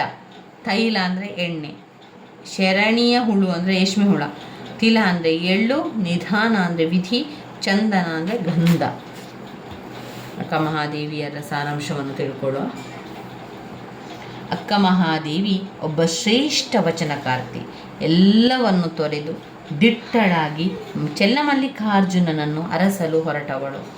ಆಕೆಯ ವಚನಗಳು ಅನುಭವದಿಂದ ಪರಿಪಕ್ವಗೊಂಡಿರುವ ಅಣಿಮುತ್ತುಗಳಾಗಿವೆ. ಮಲ್ಲಿಕಾರ್ಜುನ ಉಳಿಯಬೇಕಾದರೆ ಮನ, ಭಾವ, ತ್ರಿಕರಣ ಶುದ್ಧಿ ಇದ್ದು ಪರಿಣಾಮಿಗಳಾಗಿರಬೇಕು. ಶಿವನ ನಿಲುವು ಎಲ್ಲಿ ಅಡಗಿದೆ, ಹೇಗಿದೆ ಎನ್ನುವ ಅರಿವೇ ಶ್ರೇಷ್ಠ. ಭಾವದ ಮರೆಯಲ್ಲಿರೋರ ಈ ಬ್ರಹ್ಮವನ್ನು ತಿಳಿಯುವ ಪ್ರಯತ್ನ ಮಾಡಬೇಕು. ಪ್ರಕೃತಿಯಲ್ಲಿರುವ ಚರಾಚರ ವಸ್ತುಗಳು ಭಗವಂತನ ಸೃಷ್ಟಿಯನ್ನು, ಪ್ರತಿಯೊಂದು ಕೂಡ ಭಗವಂತನ ಸೃಷ್ಟಿ. ಅವನ ಒಪ್ಪಿಗೆ ಇಲ್ಲದೆ ಯಾವುದೂ ನಡೆಯಲು ಸಾಧ್ಯವಿಲ್ಲ. ಅಲ್ಲಿ ನಡೆಯುವುದೆಲ್ಲವೂ ಮನುಕುಲದ ಒಳಿತಿಗಾಗಿ ಎಂದು ಪರಿಭಾವಿಸಬೇಕು. ದೈವ ದರ್ಶನ ಮಾಡಬೇಕು ಎನ್ನುವುದು ಅಕ್ಕನ ನಿಲುವು. ಲೋಕದ ವೈಚಿತ್ರ್ಯಗಳಿಗೆ ಹೆದರಿ ಓಡುವುದರಿಂದ ಪ್ರಯೋಜನ ಇಲ್ಲ. ಎಲ್ಲವನ್ನು ಎದುರಿಸಲು ತಾಳ್ಮೆ, ಸಮಾಧಾನಗಳನ್ನು ಹೊಂದಬೇಕು. ಮಾಯೆಯ ಸಂಸಾರದ ತೆರೆಯನ್ನು ಸರಿಸಿ ಮಾಯೆಯ ಸಂಸಾರದ ತೆರೆಯನ್ನು ಸರಿಸಿ ಭವವನ್ನು ದಾಟಬೇಕು. ಹಾಗೆ ದಾಟಲು ಅನೇಕ ಅಡ್ಡಿ ಆತಂಕಗಳು ಬರಬಹುದು. ದೇವರು ನೀಡುವ ಎಲ್ಲ ಪರೀಕ್ಷೆಗಳನ್ನು ಸಾಧನೆಯಿಂದ ಗೆದ್ದು ಲಿಂಗಾಂಗ ಸಾಮರಸ್ಯವನ್ನು ಸಾಧಿಸಿ ಚೆನ್ನಮಲ್ಲಿಕಾರ್ಜುನನಿಗೆ ಶರಣಾಗಬೇಕು ಎಂದು ತನ್ನ ನಿಲುವನ್ನು ಅಕ್ಕ ಮಹಾದೇವಿ ಈ ವಚನದಲ್ಲಿ ವ್ಯಕ್ತಪಡಿಸುವಂಥದ್ದನ್ನು ಕಾಣ್ಬೋದು. ಇದರಲ್ಲಿ ಬರುವಂತಹ ಸಂದರ್ಭ ಸ್ವಾರಸ್ಯದ ಪ್ರಶ್ನೆಗಳನ್ನು ನೋಡಿಕೊಳ್ಳುವ. ಸಂದರ್ಭ ಸ್ವಾರಸ್ಯದ ಪ್ರಶ್ನೆಗಳು ಈ ರೀತಿಯಾಗಿದೆ. ನುಡಿದಂತೆ ಲಿಂಗ ಮೆಚ್ಚಿ ಅಹುದಹುದೆನಬೇಕು, ನಿಮ್ಮ ಶರಣರ ಪಾದವಲ್ಲದೆ ಅನ್ಯ ವಿಷಯಗಳೇ ಕೆಳಸದಂತೆ ಇರಿಸು. ಬಡತನವೆಂಬ ಮಂತ್ರವಾದಿ ಹೊಗಳೊಡನೆ ನುಡಿವನಯ್ಯ, ಎನ್ನಲ್ಲಿ ಏನುಂಟೆಂದು ಕರಸ್ಥಳವನಿಂಬುಗೊಂಡೆ. ನೀವು ಕಾಣಿರೆ ಚೆನ್ನಮಲ್ಲಿಕಾರ್ಜುನನೆಲ್ಲಿದ್ದಾನೆಂದು ಹೇಳಿರಿ, ಎಂದೆಂದೂ ಬಿಡದ ಬಾಳುವೆಗೆ ಕೊಟ್ಟರೆನ್ನ. ಸಂದರ್ಭ ಸ್ವಾರಸ್ಯದ ಪ್ರಶ್ನೆಗಳಾಗಿದೆ. ಮುಂದೆ ಬರುವಂತಹ ಒಂದು ಪ್ರಾಚೀನ ಕನ್ನಡ ಕಾವ್ಯ ಅಭಿಮನ್ಯು ಪ್ರಸಂಗ, ಕುಮಾರವ್ಯಾಸ ಬರೆದಿರುವಂತಹ ಅಭಿಮನ್ಯು ಪ್ರಸಂಗ.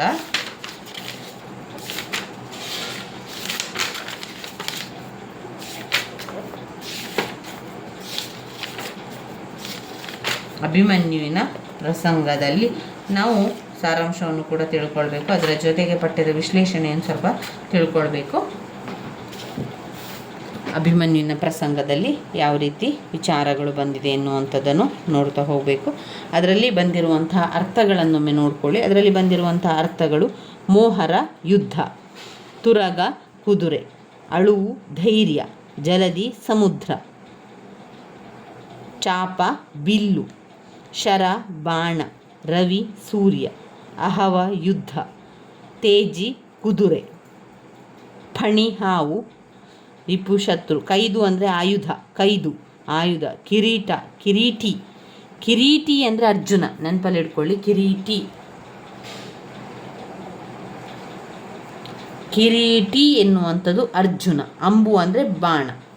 ಕಿರೀಟಿ ಅರ್ಜುನ. ಇದು ಅಂಬು ಅಂದರೆ ಪ್ರಾಣ.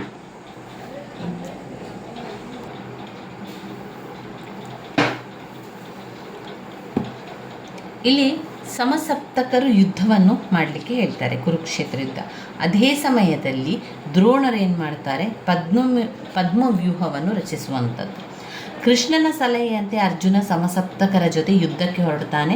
ಇತ್ತ ಅಭಿಮನ್ಯು ಎಲ್ಲರ ಹರಕೆಯನ್ನು ಪಡೆದು ಯುದ್ಧಕ್ಕೆ ಹೋಗ್ತಾನೆ. ಸಾರಥಿಯ ಪ್ರಶ್ನೆಗೆ ಅಭಿಮನ್ಯು ನೀಡುವ ಉತ್ತರ ಕೃಷ್ಣಾರ್ಜುನನನ್ನೇ ಗೆಲ್ಲುತ್ತೇನೆ ಎಂದು.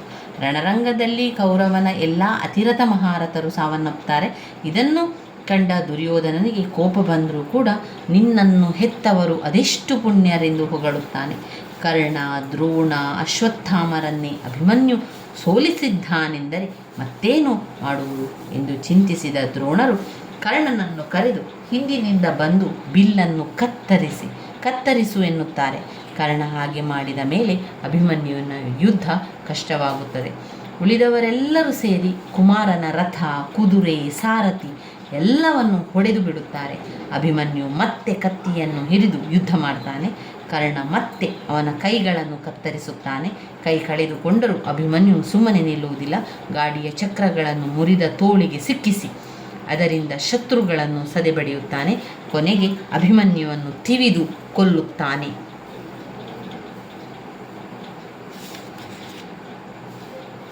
ಅಭಿಮನ್ಯು ಹೇಗೆ ತಾನು ಗೆಲ್ಲುವೆನೆಂದು ಹೇಳ್ತಾನೆ. ಯುದ್ಧವಾದರೆ ಹರನ ಮುಖದಲ್ಲೂ ಬೆವರು ಹರಿಸುವೆನು, ತೊಂದರೆ ನೀಡಿದರೆ ಇಂದ್ರನನ್ನು ಸದೆವೆನು, ಭಾರ್ಗವನನ್ನು ಯಮನನ್ನು ನಾನು ಗೆಲ್ಲುವೆ, ಅದೇಕೆ ಅರ್ಜುನ ಕೃಷ್ಣ ಎದುರಾದರೂ ಗೆಲ್ಲುವೆನೆಂದು ಅಭಿಮನ್ಯು ನುಡಿದನು. ದುರ್ಯೋಧನ ಅಭಿಮನ್ಯುನನ್ನು ಮೆಚ್ಚಿರುವ ರೀತಿ ಈ ರೀತಿಯಾಗಿದೆ. ನಿನ್ನ ತಂದೆ ಅದೆಷ್ಟು ಪುಣ್ಯವಂತರು, ನಿನ್ನ ತಾಯಿ ಸುಭದ್ರೆ ಅದೆಷ್ಟು ವರುಷ ಶಿವನನ್ನು ಪೂಜಿಸಿ ನಿನ್ನನ್ನು ಪಡೆದಳು. ನನ್ನ ಹೊಟ್ಟೆಯಲ್ಲಿ ಇಂತಹ ಮಕ್ಕಳಿಲ್ಲ, ಆದರೆ ನಿನ್ನ ಬೆಳವಣಿಗೆ ನಮ್ಮೆರಡು ಕುಲಕ್ಕೂ ಹೆಮ್ಮೆ ತರುತ್ತದೆ ಎಂದು ಕೌರವ ಮೆಚ್ಚಿ ನುಡಿಯುತ್ತಾನೆ. ಇಲ್ಲಿ ದ್ರೋಣರ ಉಪಾಯ ಏನು, ಧನುವನ್ನು ಕಳೆದುಕೊಂಡ ಅಭಿಮನ್ಯು ಹೇಗೆ ಯುದ್ಧವನ್ನು ಮಾಡ್ತಾನೆ ಎನ್ನುವಂಥದ್ದು. ಇಲ್ಲಿ ಎದುರಿನಲ್ಲಿ ನಾನಿರುತ್ತೇನೆ, ಎಡಭಾಗದಲ್ಲಿ ಶಲ್ಯನಿರುತ್ತಾನೆ, ಬಲಗಡೆ ಕೃಪಾಚಾರ್ಯರಿರುತ್ತಾರೆ, ನೀನು ಹಿಂದಿನಿಂದ ಬಂದು ಅವನ ಬಿಲ್ಲನ್ನು ಕತ್ತರಿಸು ಎಂದು ದ್ರೋಣರು ಉಪಾಯವನ್ನು ನೋಡುತ್ತಾರೆ. ಎಲ್ಲವನ್ನೂ ಕಳೆದುಕೊಂಡ ಅಭಿಮನ್ಯು ಎಲ್ಲರೂ ಒಬ್ಬರಿದರೂ ಬಿಡದೆ ಖಡ್ಗವನ್ನು ತೆಗೆದುಕೊಂಡು ಯುದ್ಧ ಭೂಮಿಯ ಮೇಲೆ ನಿಂತು ಶತ್ರುಗಳ ಸಂಹಾರವನ್ನು ಮಾಡ್ತಾನೆ. ಸಂದರ್ಭ ಸ್ವಾರಸ್ಯದ ಪ್ರಶ್ನೆಗಳನ್ನು ನೋಡುವ. ಶಿಶುವು ನೀನೆಲೆ ಮಗನೆ ಕಾದುವರು ಅಸಮ ಬಲ್ಲರು, ಬವರವಾದರೆ ಹರನ ವದನಕ್ಕೆ ಬೆವರಹತೇನು ನಿನ್ನ ಬೆಳವಿಗೆ ಎರಡು ಕಮಲನ್ವಯಕ್ಕೆ ಕೂಡದೆ ಸುಗತಿ ಸಂಪದವ. ಚಾಪವೀತನ ಕೈಯಲ್ಲಿರಲಿ ಪಿನಾಕಿಗೆ ಗೆಲುವು ಘಟಿಸದು, ಹಿಂದೆ ಬಂದೆ ಸುವಿ ವಿಗಡತನ ನಿನಗೆ ಮರೆಯುವುದು ಕರ್ಣ.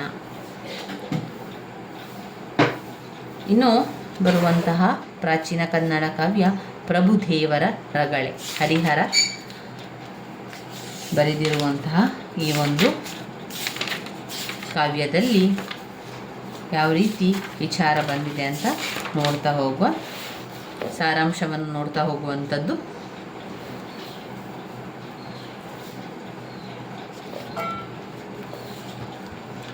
ಶಿವನ ಆಸ್ಥಾನದಲ್ಲಿ ಒಂದು ದಿನ ಎಲ್ಲರೂ ಇರುವಾಗ ನಿರ್ಮಾಯನೆಂಬ ಗಣ ಸುರಸತಿಯನ್ನು ಕಂಡು ಮೋಹಕ್ಕೆ ಒಳಗಾದನು.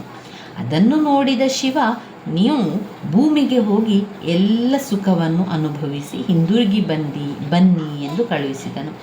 ಅದರಂತೆ ಅವರಿಬ್ಬರು ಭೂಮಿಯಲ್ಲಿ ಜನ್ಮ ತಾಳಿದರು.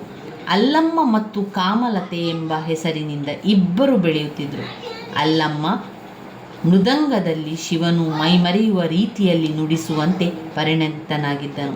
ಒಂದು ದಿನ ಶಿವಾಲಯಕ್ಕೆ ಬಂದ ಕಾಮಲತೆ ಅಲ್ಲಮ್ಮನನ್ನು ನೋಡಿ ಮನಸೋತಳು. ಇಬ್ಬರೂ ಒಂದುಗೂಡಿ ಹಲವು ವರ್ಷಗಳ ಕಾಲ ಸುಖವನ್ನು ಸವಿದರು. ಹೀಗಿರುವಾಗ ಕಾಮಲತೆಗೆ ಮಹಾಜ್ವರ ಬಂದು ಅವಳು ಇಹಲೋಕದಿಂದ ಕೈಲಾಸಕ್ಕೆ ನಡೆದಳು. ಇದರಿಂದ ಅಲ್ಲಮ್ಮ ಬಲು ನೊಂದು ಊರ ಹೊರಗಿನ ಕಣಿಗಲೆ ತೋಟದಲ್ಲಿ ಕುಳಿತು ಚಿಂತೆಯಿಂದ ನೆಲವನ್ನು ಕೆರೆಯುತ್ತಿದ್ದಾಗ ಶಿವಾಲಯದ ಕಳಶದ ತುದಿ ಕಾಣಿಸಿತು. ರಾಜನ ನೆರವಿನಿಂದ ಆಲಯವನ್ನು ಹೊರತೆಗೆಸಿದ ಅಲ್ಲಮ್ಮ ತನಗಾರೂ ಇಲ್ಲವೆಂದು ಧೈರ್ಯದಿಂದ ಒಳಹೊಕ್ಕನು. ಅಲ್ಲಿ ಶಿವಲಿಂಗವನ್ನು ಆ ನಿಮಿಷನನ್ನು ಕಂಡು ಆತನಿಗೆ ಶಿವಜ್ಞಾನವೇ ಉಂಟಾಗುತ್ತದೆ. ಅಲ್ಲಿಂದ ಆತ ಕಾಡಿನಲ್ಲಿ ಸಂಚರಿಸಿ ಬಸವಣ್ಣ ಸಿದ್ಧಾರಾಮನನ್ನು ಭೇಟಿಯಾಗಿ ಶ್ರೀಶೈಲ ಪರ್ವತಕ್ಕೆ ನಡೆದು ಅಲ್ಲಿ ಅನೇಕ ವೈಚಿತ್ರ್ಯಗಳನ್ನು ಕಂಡು ಬೆರಗಾಗುತ್ತಾ ಕೈಲಾಸಕ್ಕೆ ಬಂದು ಅಲ್ಲಿದ್ದ ದೇವಗಣಗಳ ಸಮೂಹದಲ್ಲಿ ನಿಂತಿದ್ದನು. ಶಿವ ಅಲ್ಲಮ್ಮನನ್ನು ಗುರುತಿಸಿ ಕರೆದು ಆತನಿಂದ ಎಲ್ಲ ವಿವರಗಳನ್ನು ಕೇಳಿ ಸಂತೋಷಪಟ್ಟನು. ಮತ್ತೆ ಮೊದಲಿನಂತೆಯೇ ಕೈಲಾಸದಲ್ಲಿ ಗಣಪದವಿಯನ್ನು ಕೊಟ್ಟು ವಿರೂಪಾಕ್ಷನು ಕೈಲಾಸದಲ್ಲಿ ಅಲ್ಲಮ್ಮನನ್ನು ಇರಿಸಿಕೊಂಡನು. ಇದು ಪ್ರಭುದೇವರ ರಗಳೆ. ಇಲ್ಲಿ ಬಂದಿರುವಂಥ ಸಂದರ್ಭ ಸ್ವಾರಸ್ಯದ ಪ್ರಶ್ನೆಗಳು ನೋಡ್ಕೊಳ್ಳಿ.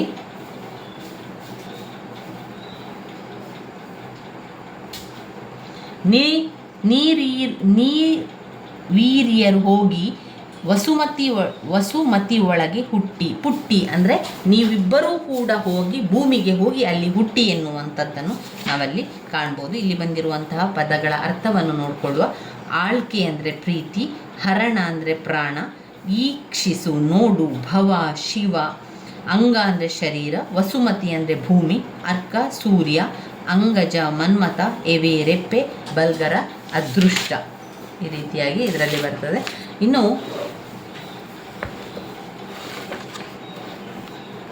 ಇನ್ನು ಬರುವಂತಹ ಘಟಕ 4ರಲ್ಲಿ ಭರತ ಬಾಹುಬಲಿ ಪ್ರಸಂಗ ಮತ್ತು ದರೆಗೊಬ್ಬ ದಾನಶೂರ ಕರ್ಣನೆಂದಾದ ಪರ್ವ 2 ಕಾವ್ಯ ಇದೆ. 2 ಕಾವ್ಯದ ಸಾರಾಂಶವನ್ನು ನೋಡ್ತಾ ಹೋಗುವ. ಮೊದಲಿಗೆ ಭರತ ಬಾಹುಬಲಿ ಪ್ರಸಂಗ. ಭರತ ಬಾಹುಬಲಿ ಪ್ರಸಂಗ ಅಣ್ಣ ಮತ್ತು ತಮ್ಮಂದಿರ ನಡುವೆ ಆಗುವಂತಹ ಮಾತುಕತೆಯಾಗಿರುವಂಥದ್ದು. ಇಲ್ಲಿ ಯಾವ ವಿಚಾರ ಬರ್ತದೆ ಎನ್ನುವಂಥದ್ದು ನೋಡ್ತಾ ಹೋಗುವ. ಅದರ ಮೊದಲು ಕಠಿಣ ಪದಗಳ ಅರ್ಥವನ್ನು ನೋಡ್ಕೊಳ್ಳಿ. ಕಠಿಣ ಪದಗಳ ಅರ್ಥಗಳಲ್ಲಿ ಅನಲ ಅಂದರೆ ಬೆಂಕಿ, ಅನಲ ಬೆಂಕಿ. ಹುಸಿ ಸುಳ್ಳು. ನಾಸಿಕ ಅಂದರೆ ಮೂಗು, ನಾಸಿಕ ಮೂಗು. ಆಲಿ ಅಂದರೆ ಕಣ್ಣು. ನಾಸಿಕ ಅಂದರೆ ಮೂಗು.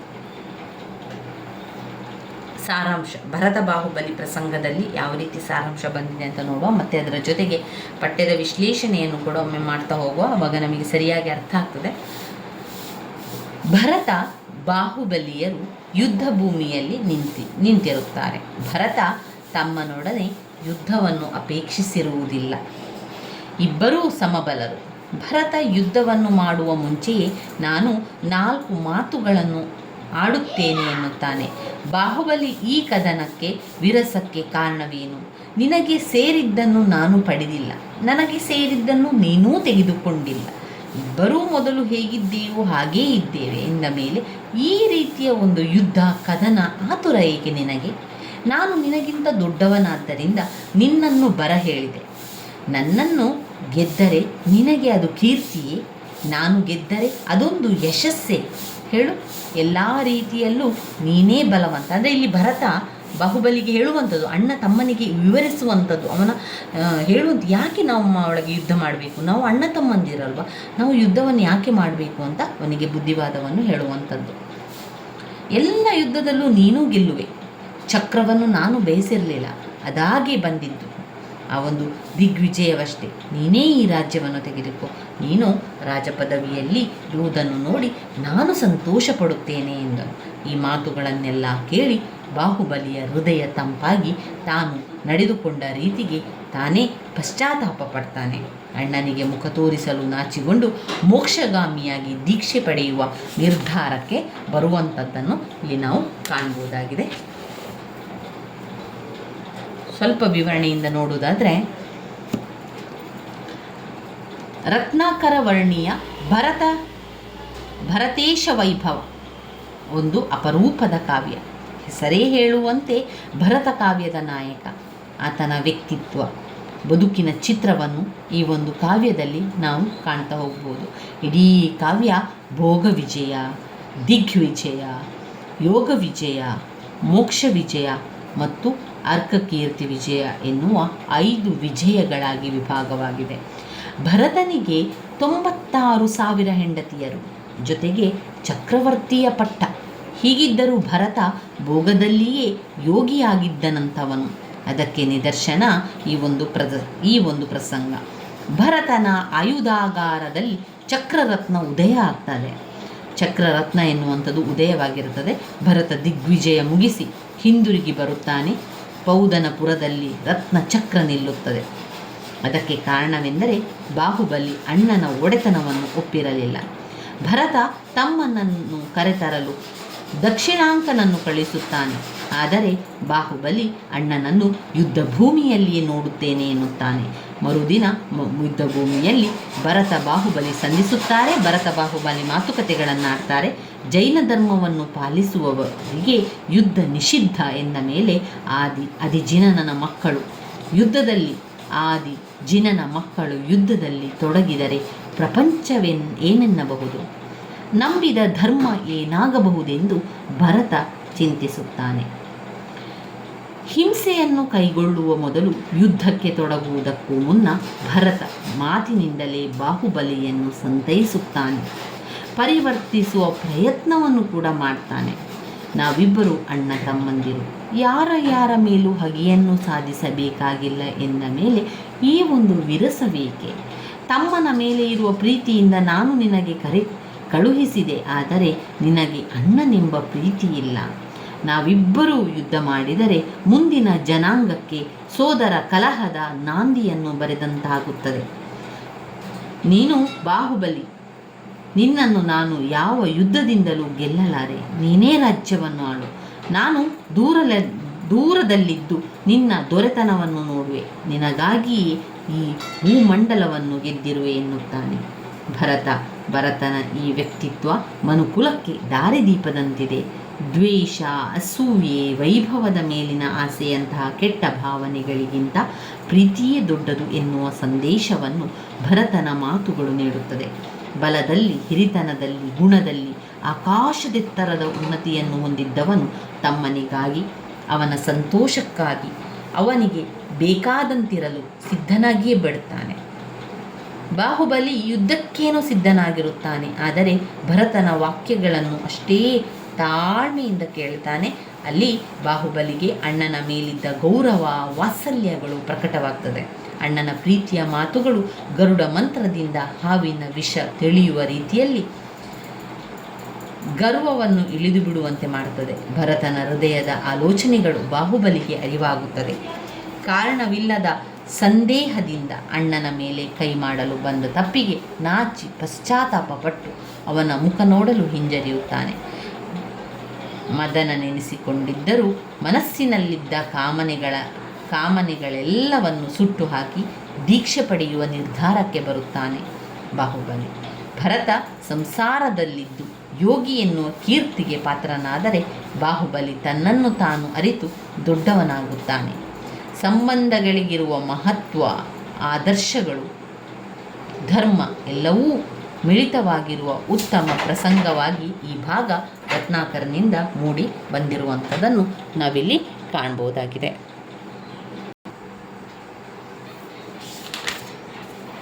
ಇಲ್ಲಿ ಬಂದಿರುವಂತಹ ಈ ಸಂದರ್ಭ ಸ್ವಾರಸ್ಯದ ಪ್ರಶ್ನೆಗಳನ್ನು ನೋಡಿಕೊಳ್ಳಿ. ನಿನ್ನೊಡವೆಯ ನಾನು ಕೊಂಡುವುದಿಲ್ಲಣ್ಣ, ನೀ ನನ್ನೊಡವೆಯ ಕೊಂಡುವುದಿಲ್ಲ. ನೀನೆನಗ್ರಜನಾದರೆ ನೀನಿರ್ದ ಸ್ಥಾನಕ್ಕೇದೆ ತಡೆದಿಹೇನೆ. ಹೋಗು ಚಕ್ರವೇ ಭುಜಬಲಿಯ ನೋಲೈಸು, ಹೋಗು ಚಕ್ರವೇ ಭುಜಬಲಿಯ ನೋಲೈಸು. ಇಲ್ಲಿ ನೋಡಿ, ಈ ಸಂದರ್ಭ ಸ್ವಾರಸ್ಯ ಬರುವಂಥದ್ದು ಭರತ ಬಾಹುಬಲಿ ಪ್ರಸಂಗದಲ್ಲಿ ಬರುವಂಥದ್ದು. ಹೋಗು ಚಕ್ರ ಭುಜಬಲಿಯನ್ನೋಲೈಸು. ಭುಜಬಲ ಅಂತ ಹೇಳುವಂಥದ್ದು ನಾವು ಭರತ ಬಾಹುಬಲಿಯನ್ನು ನಾವು ಭುಜಬಲ, ಅವನನ್ನು ಓಲೈಸು, ಹೋಗು ಚಕ್ರವೇ ಅಂತ ಹೇಳುವಂಥದ್ದು. ಈ ಒಂದು ಸಂದರ್ಭ ಸ್ವಾರಸ್ಯ ಪ್ರಶ್ನೆ ಕೆಲವು ಪ್ರಶ್ನೆ ಪತ್ರಿಕೆಯಲ್ಲಿ ನೋಡಿದ್ದೇನೆ ನಾನು. ಹೋಗು ಚಕ್ರವೇ ಭುಜಬಲಿಯನ್ನೋಲೈಸು, ಅಕಟ ಕೋಪ ಗರ್ವಗಳಾರ ಕೆಡಿಸವು, ದೀಕ್ಷೆಗೀಯುವುದೇ ಲೇಸೆಂದು ನೆನೆದನು. ಈ ಪ್ರಶ್ನೆಯನ್ನು ನೋಡಿಕೊಳ್ಳಿ. ಇನ್ನು ಕೊನೆಯದಾದಂಥ ಒಂದು ಪ್ರಾಚೀನ ಕನ್ನಡ ಕಾವ್ಯ ಧರೆಗೊಬ್ಬ ದಾನಶೂರ ಕರ್ಣನೆಂದಾದ ಪರ್ವ. ಕರ್ಣನ ವಿಷಯ ಅಥವಾ ಕರ್ಣಕುಂಡಲ ಆ ರೀತಿಯಾಗಿ ಬಂದರೆ ನಾವು ಈ ಒಂದು ಕಾವ್ಯದ ಹೆಸರನ್ನು ಬರಿಬೇಕು. ಇದು ಜನಪದ ಮಹಾಭಾರತ ಎಂದು ಆರಿಸಿಕೊಳ್ಳಲಾಗಿರುವಂಥದ್ದು. ಧರೆಗೊಬ್ಬ ದಾನಶೂರ ಕರ್ಣನೆಂದಾದ ಪರ್ವ. ಯಾವುದೇ ಸಂದರ್ಭ ಸ್ವಾರಸ್ಯದ ಪ್ರಶ್ನೆಗಳಲ್ಲಿ ಕರ್ಣನ ವಿಚಾರವಾಗಿ ಬಂದಾಗ ನಾವು ಅವುಗಳನ್ನೆಲ್ಲ ಬರಿತಾ ಹೋಗಬೇಕು. ಇಲ್ಲಿ ಬಂದಿರುವಂಥ ಕಠಿಣ ಪದಗಳ ಅರ್ಥಗಳಲ್ಲಿ ಘಟ ಅಂದರೆ ದೇಹ, ಘಟ ಅಂದರೆ ದೇಹ. ಈಣೆ ಅಂದರೆ ವೀಣೆ, ಈಣೆ ಅಂದರೆ ವೀಣೆ.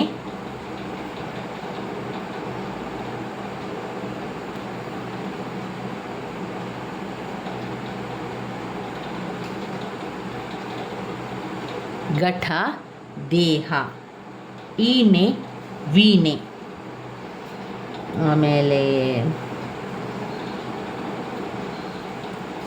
ಕುದ್ರು ಕುದುರೆ, ಇಳ್ಳು ಈರುಳು. ಇದರಲ್ಲಿ ಈ ಸಾರಾಂಶವನ್ನು ಒಮ್ಮೆ ನೋಡ್ತಾ ಹೋಗುವ. ಯುದ್ಧದಲ್ಲಿ ದ್ರೋಣರು ಸಾವನ್ನಪ್ಪುತ್ತಾರೆ. ಅಶ್ವತ್ಥಾಮ ತಾನು ಯುದ್ಧ ಮಾಡುತ್ತೇನೆ ಎಂದಾಗ ದುರ್ಯೋಧನ ಅದಕ್ಕೆ ಒಪ್ಪದೆ ಕರ್ಣನಿಗೆ ಪಟ್ಟ ಕಟ್ಟುತ್ತಾನೆ. 14 ಲೋಕ ಸಿಗುವುದಾದರೆ 14 ಲೋಕ ಸಿಗುವುದಾದರೂ ನಿನ್ನ ಸಹಾಯ ಬೇಡೆಂದು ಅಶ್ವತ್ಥಾಮನಿಗೆ ಹೇಳುತ್ತಾನೆ. ಕರ್ಣ ದುರ್ಯೋಧನನನ್ನು ಗೆಲ್ಲಿಸುವ ಆಲೋಚನೆಯಲ್ಲಿಯೇ ಯುದ್ಧವನ್ನು ಮಾಡುತ್ತಾನೆ. ಕೃಷ್ಣ ಅರ್ಜುನನಿಗೆ ಯುದ್ಧದ ಭೀಕರತೆಯನ್ನು ತಿಳಿಸಿ ಅರ್ಜುನನಿಗೆ ಹೇಳ್ತಾನೆ, ಕೃಷ್ಣ ನೋಡು, ಈಗ ಬರುವಂಥದ್ದು ಯುದ್ಧಕ್ಕೆ ಬರುವಂಥದ್ದು ಕರ್ಣ, ನೀನು ಜಾಗೃತವಾಗಿರಬೇಕು, ನೀನು ಯುದ್ಧಕ್ಕೆ ಸಿದ್ಧನಾಗಬೇಕು ಎನ್ನುವಂಥದ್ದು. ಸರಿಯಾಗಿ ಸಿದ್ಧನಾಗಲು ಹೇಳುತ್ತಾನೆ. ಕರ್ಣನ ಕಾಳಗ ಘಟೋತ್ಕಚನಿಗಿಂತ ನಡೆದು ಅವನೂ ಕರ್ಣನಿಂದ ಹತನಾಗುತ್ತಾನೆ. ಮಗನ ಸಾವಿನಿಂದ ನೊಂದ ಭೀಮ ದುಶ್ಯಾಸನನ್ನು ಎದುರಿಸಲು ಸಿದ್ಧನಾಗುವನು. ಇತ್ತ ಕರ್ಣ ಸರಿಯಾದ ಸಾರಥಿ ಇಲ್ಲವೆಂದು ಹೇಳಿದಾಗ ದುರ್ಯೋಧನ ಕರ್ಣನ ಆಶಯದಂತೆ ಶಲ್ಯನನ್ನು ಸಾರಥಿಯಾಗಲು ಒಪ್ಪಿಸುತ್ತಾನೆ. ಭೀಮ ದುಶ್ಯಾಸನನ್ನು ಕೊಂದು ದ್ರೌಪದಿಯ ಕರೆಸಿ ಅವನ ರಕ್ತದಿಂದ ಅವಳ ಮುಡಿಯನ್ನು ಕಟ್ಟಿ ತನ್ನ ಪ್ರತಿಜ್ಞೆಯನ್ನು ನೆರವೇರಿಸಿಕೊಳ್ಳುತ್ತಾನೆ. ಭೀಮನ ಸಾಹಸದಿಂದ ದ್ರೌಪದಿ ಸಂತಸ ಪಡುತ್ತಾಳೆ. ದುಶ್ಯಾಸನ ಸಾವಿನಿಂದ ಕರ್ಣ ಕೊರಗಿ ಈ ದಿನ ಕೌರವನಿಗೆ ಸಂತೋಷವಾಗುವಂತೆ ಯುದ್ಧ ಮಾಡಬೇಕೆಂದು ಹೊರಡುತ್ತಾನೆ. ಅರ್ಜುನನಿಗೆ ಕರ್ಣನ ಮೇಲೆ ಮಮತೆ ಉಂಟಾದಾಗ ಕೃಷ್ಣ ಅದನ್ನು ಪರಿಹರಿಸುತ್ತಾನೆ. ಸರ್ಪಾಸ್ತ್ರ ಸರಿಯಾದ ಗುರಿಯಿಲ್ಲದೆ ಹಿಂದಿರುಗಿ ಬಂದಾಗ ಶಲ್ಯ ತನ್ನ ಮಾತನ್ನು ಕೇಳದ ಕರ್ಣನ ಮೇಲೆ ಕೋಪಗೊಂಡು ರಥವನ್ನು ಹೂಳುವಂತೆ ತುಳಿದು ಹೊರಡುತ್ತಾನೆ. ಕರ್ಣ ಗಾಲಿಯನ್ನು ಸರಿಪಡಿಸಬೇಕಾದರೆ ಕೃಷ್ಣ ಬ್ರಾಹ್ಮಣನ ವೇಷದಲ್ಲಿ ಹೋಗಿ ತನಗೆ ಅಮೃತ ಕಲಶದಿಂದ ಏನಾದರೂ ದಾನ ಮಾಡುವು ಅಂತ ಕೇಳಿಕೊಳ್ಳುತ್ತಾನೆ. ಆಗ ಕರ್ಣ ಹೇಳ್ತಾನೆ, ನಾನು ಎಲ್ಲವನ್ನು ದಾನ ಮಾಡಿ ಆಗಿದೆ, ಇನ್ನೇನೂ ನನ್ನಲ್ಲಿ ಉಳಿದಿಲ್ಲ ಅಂತ ಕೇಳಿದಾಗ ಬ್ರಾಹ್ಮಣ ವೇಷದಲ್ಲಿದ್ದಂಥ ಕೃಷ್ಣ ಹೇಳ್ತಾನೆ, ನಿನ್ನ ಕರ್ಣ ಕುಂಡಲವನ್ನೇ ನನಗೆ ಈ ಒಂದು ಅಮೃತ ಕಲಶದಿಂದ ನಿನ್ನ ಕಿವಿಯಲ್ಲಿರುವಂಥ ಕುಂಡಲವನ್ನು ನನಗೆ ದಾನ ಕೊಡು ಅಂತ ಕೇಳ್ತಾನೆ. ನಂತರ ಕೃಷ್ಣನಿಗೆ ಕರ್ಣ ಅಮೃತ ಕಲಶದಿಂದ ತನ್ನ ಕುಂಡಲವನ್ನು ತೆಗೆದುಕೊಡ್ತಾನೆ. ಅನಂತರದಲ್ಲಿ ಅವನ ಶಕ್ತಿ ಎಲ್ಲದರಲ್ಲಿ ಹೋದ ನಂತರ ಅರ್ಜುನನಿಂದ ಕರ್ಣನ ಸಂಹಾರವಾಗಿ ಪಾಂಡವರಿಗೂ ಅವನಾರೆಂದು ತಿಳಿಯುತ್ತದೆ. ಕರ್ಣನಿಗೆ ಅನಿಸ್ತದೆ ಈ ಒಂದು ಕರ್ಣಕುಂಡಲ ಆ ದೇವರಿಗೆ ಮಾತ್ರ ಕಾಣಿಸುವಂಥದ್ದು, ಅದನ್ನು ಬಿಟ್ಟು ಬೇರೆ ಯಾರಿಗೂ ಅದು ಕಾಣಿಸುವುದಿಲ್ಲ. ಅದರಿಂದ ಆ ಬ್ರಾಹ್ಮಣನಿಗೆ ಅದು ಕಂಡಿದೆ ಅಂದರೆ ಅವ ದೇವರಾಗಿಯೇ ಬಂದವನು, ದೇವರೇ ವೇಷವನ್ನು ಮರೆಸಿಕೊಂಡು ಬಂದವನೆಂದು ಅವನಿಗೆ ಆಗ ಅರಿವಾಗುತ್ತದೆ. ಇವಿಷ್ಟು ವಿಚಾರ ಇದರಲ್ಲಿ ಬರುವಂಥದ್ದು. ಸಂದರ್ಭ ಸ್ವಾರಸ್ಯದ ಪ್ರಶ್ನೆಗಳನ್ನು ನೋಡಿಕೊಳ್ಳಿ. ಇದು ಎಲ್ಲ ನನ್ನ ದುರದೃಷ್ಟ ಶಿವನೇ, ನಿನ್ನ ದಯಾದಿಂದ ಈ ಘಟ ಬೆಳೆದಿದೆ. ಘಟ ಅಂದರೆ ದೇಹ. ಯಾರಾದರೂ ಹತ್ರ ಬಂದರೆ ಅವರ ಗತಿ ಕಾಣಿಸ್ತೀನಿ. ಕಣ್ಣಿಗೆ ತಿಳಿಯದ ರಹಸ್ಯದ ಮಾತು ಮನಸ್ಸಿನಲ್ಲಿ ಮೂಡುತ್ತಿದೆ. ಗುರಿ ಕಟ್ಟೋ ವಿಚಾರ ನನಗೆ ತಿಳಿಯದೇನೆ. ಇನ್ನು ಇಲ್ಲಿಂದ ನಂತರ ಬರುವಂಥದ್ದು ಸಣ್ಣ ಕಥೆಗಳನ್ನು ನಾವು ಮುಂದಿನ ವಿಡಿಯೋದಲ್ಲಿ ಸಣ್ಣ ಕಥೆಗಳ ಎಲ್ಲ ಸಾರಾಂಶವನ್ನು ಜೊತೆಯಾಗಿ ತಿಳಿತಾ ಹೋಗುವ. ಇವಾಗ ನಾವು ತಿಳ್ಕೊಂಡಿರುವಂತಹ ಎಲ್ಲ ಸಾರಾಂಶಗಳು ಪ್ರಾಚೀನ ಕನ್ನಡ ಕಾವ್ಯದಿಂದ ಓದ್ತಾ ಇರುವಂಥದ್ದು. ನಾವು ಈ ಒಂದು ವಿಡಿಯೋದಲ್ಲಿ ಸಂಪೂರ್ಣವಾಗಿ ಪ್ರಾಚೀನ ಕನ್ನಡದ ಕಾವ್ಯದ ಸಣ್ಣ ಸಾರಾಂಶವನ್ನು ನಿಮಗೆ ಅರ್ಥವಾಗುವ ರೀತಿಯಲ್ಲಿ ಸಣ್ಣ ಸಾರಾಂಶವನ್ನು ತಿಳ್ಕೊಂಡೆವು. ಅದನ್ನು ಸರಿಯಾಗಿ ಕೇಳ್ಕೊಳ್ಳಿ. 1-2 ಬಾರಿ ನೀವು ಕೇಳಿಕೊಂಡ್ರೆ ನಿಮಗೆ ಅದೆಲ್ಲ ಉತ್ತರವನ್ನು ಬರೀಲಿಕ್ಕೆ ಸಾಧ್ಯ ಆಗ್ತದೆ ಸ್ನೇಹಿತರೆ. ಏನು ಚಿಂತೆ ಮಾಡಿದರೆ ನಮಗೆ ಓದಿದ್ದೆಲ್ಲ ಮರ್ತೋಗ್ತದೆ. ಚಿಂತೆ ಮಾಡಬೇಡಿ. ನೀವು ಕಥೆಯನ್ನು ಅದರ ಒಂದು ವಿಚಾರವನ್ನು ಸರಿಯಾಗಿ ಕೇಳಿಕೊಳ್ಳಿ. ನಂತರ ಆ ಸಾರಾಂಶವನ್ನೇ ಬರಿತಾ ಹೋಗಿ. ನೀವು ಏನು ಕೇಳಿದ್ದೀರಾ ಅಥವಾ ನಿಮಗೇನು ಗೊತ್ತಿದೆ ಅದರ ವಿಚಾರವಾಗಿ ಬರಿತಾ ಹೋಗುವಂಥದ್ದಷ್ಟೇ ಮಾಡಿ. ಹಾಗೆಯೇ ಯಾವುದೇ ಒಂದು ಪ್ರಶ್ನೆಗೆ ಸ್ಕಿಪ್ ಮಾಡಿ ಬರಬೇಡಿ. ಎಲ್ಲದಕ್ಕೂ ಕೂಡ ಉತ್ತರವನ್ನು ಬರೆದು ಬನ್ನಿ. ಆ ಸಂದರ್ಭ ಸ್ವಾರಸ್ಯದ ಪ್ರಶ್ನೆಗಳನ್ನು, ಆ ಸಾಲುಗಳನ್ನು ಒಮ್ಮೆ ಓದ್ಕೊಳ್ಳಿ.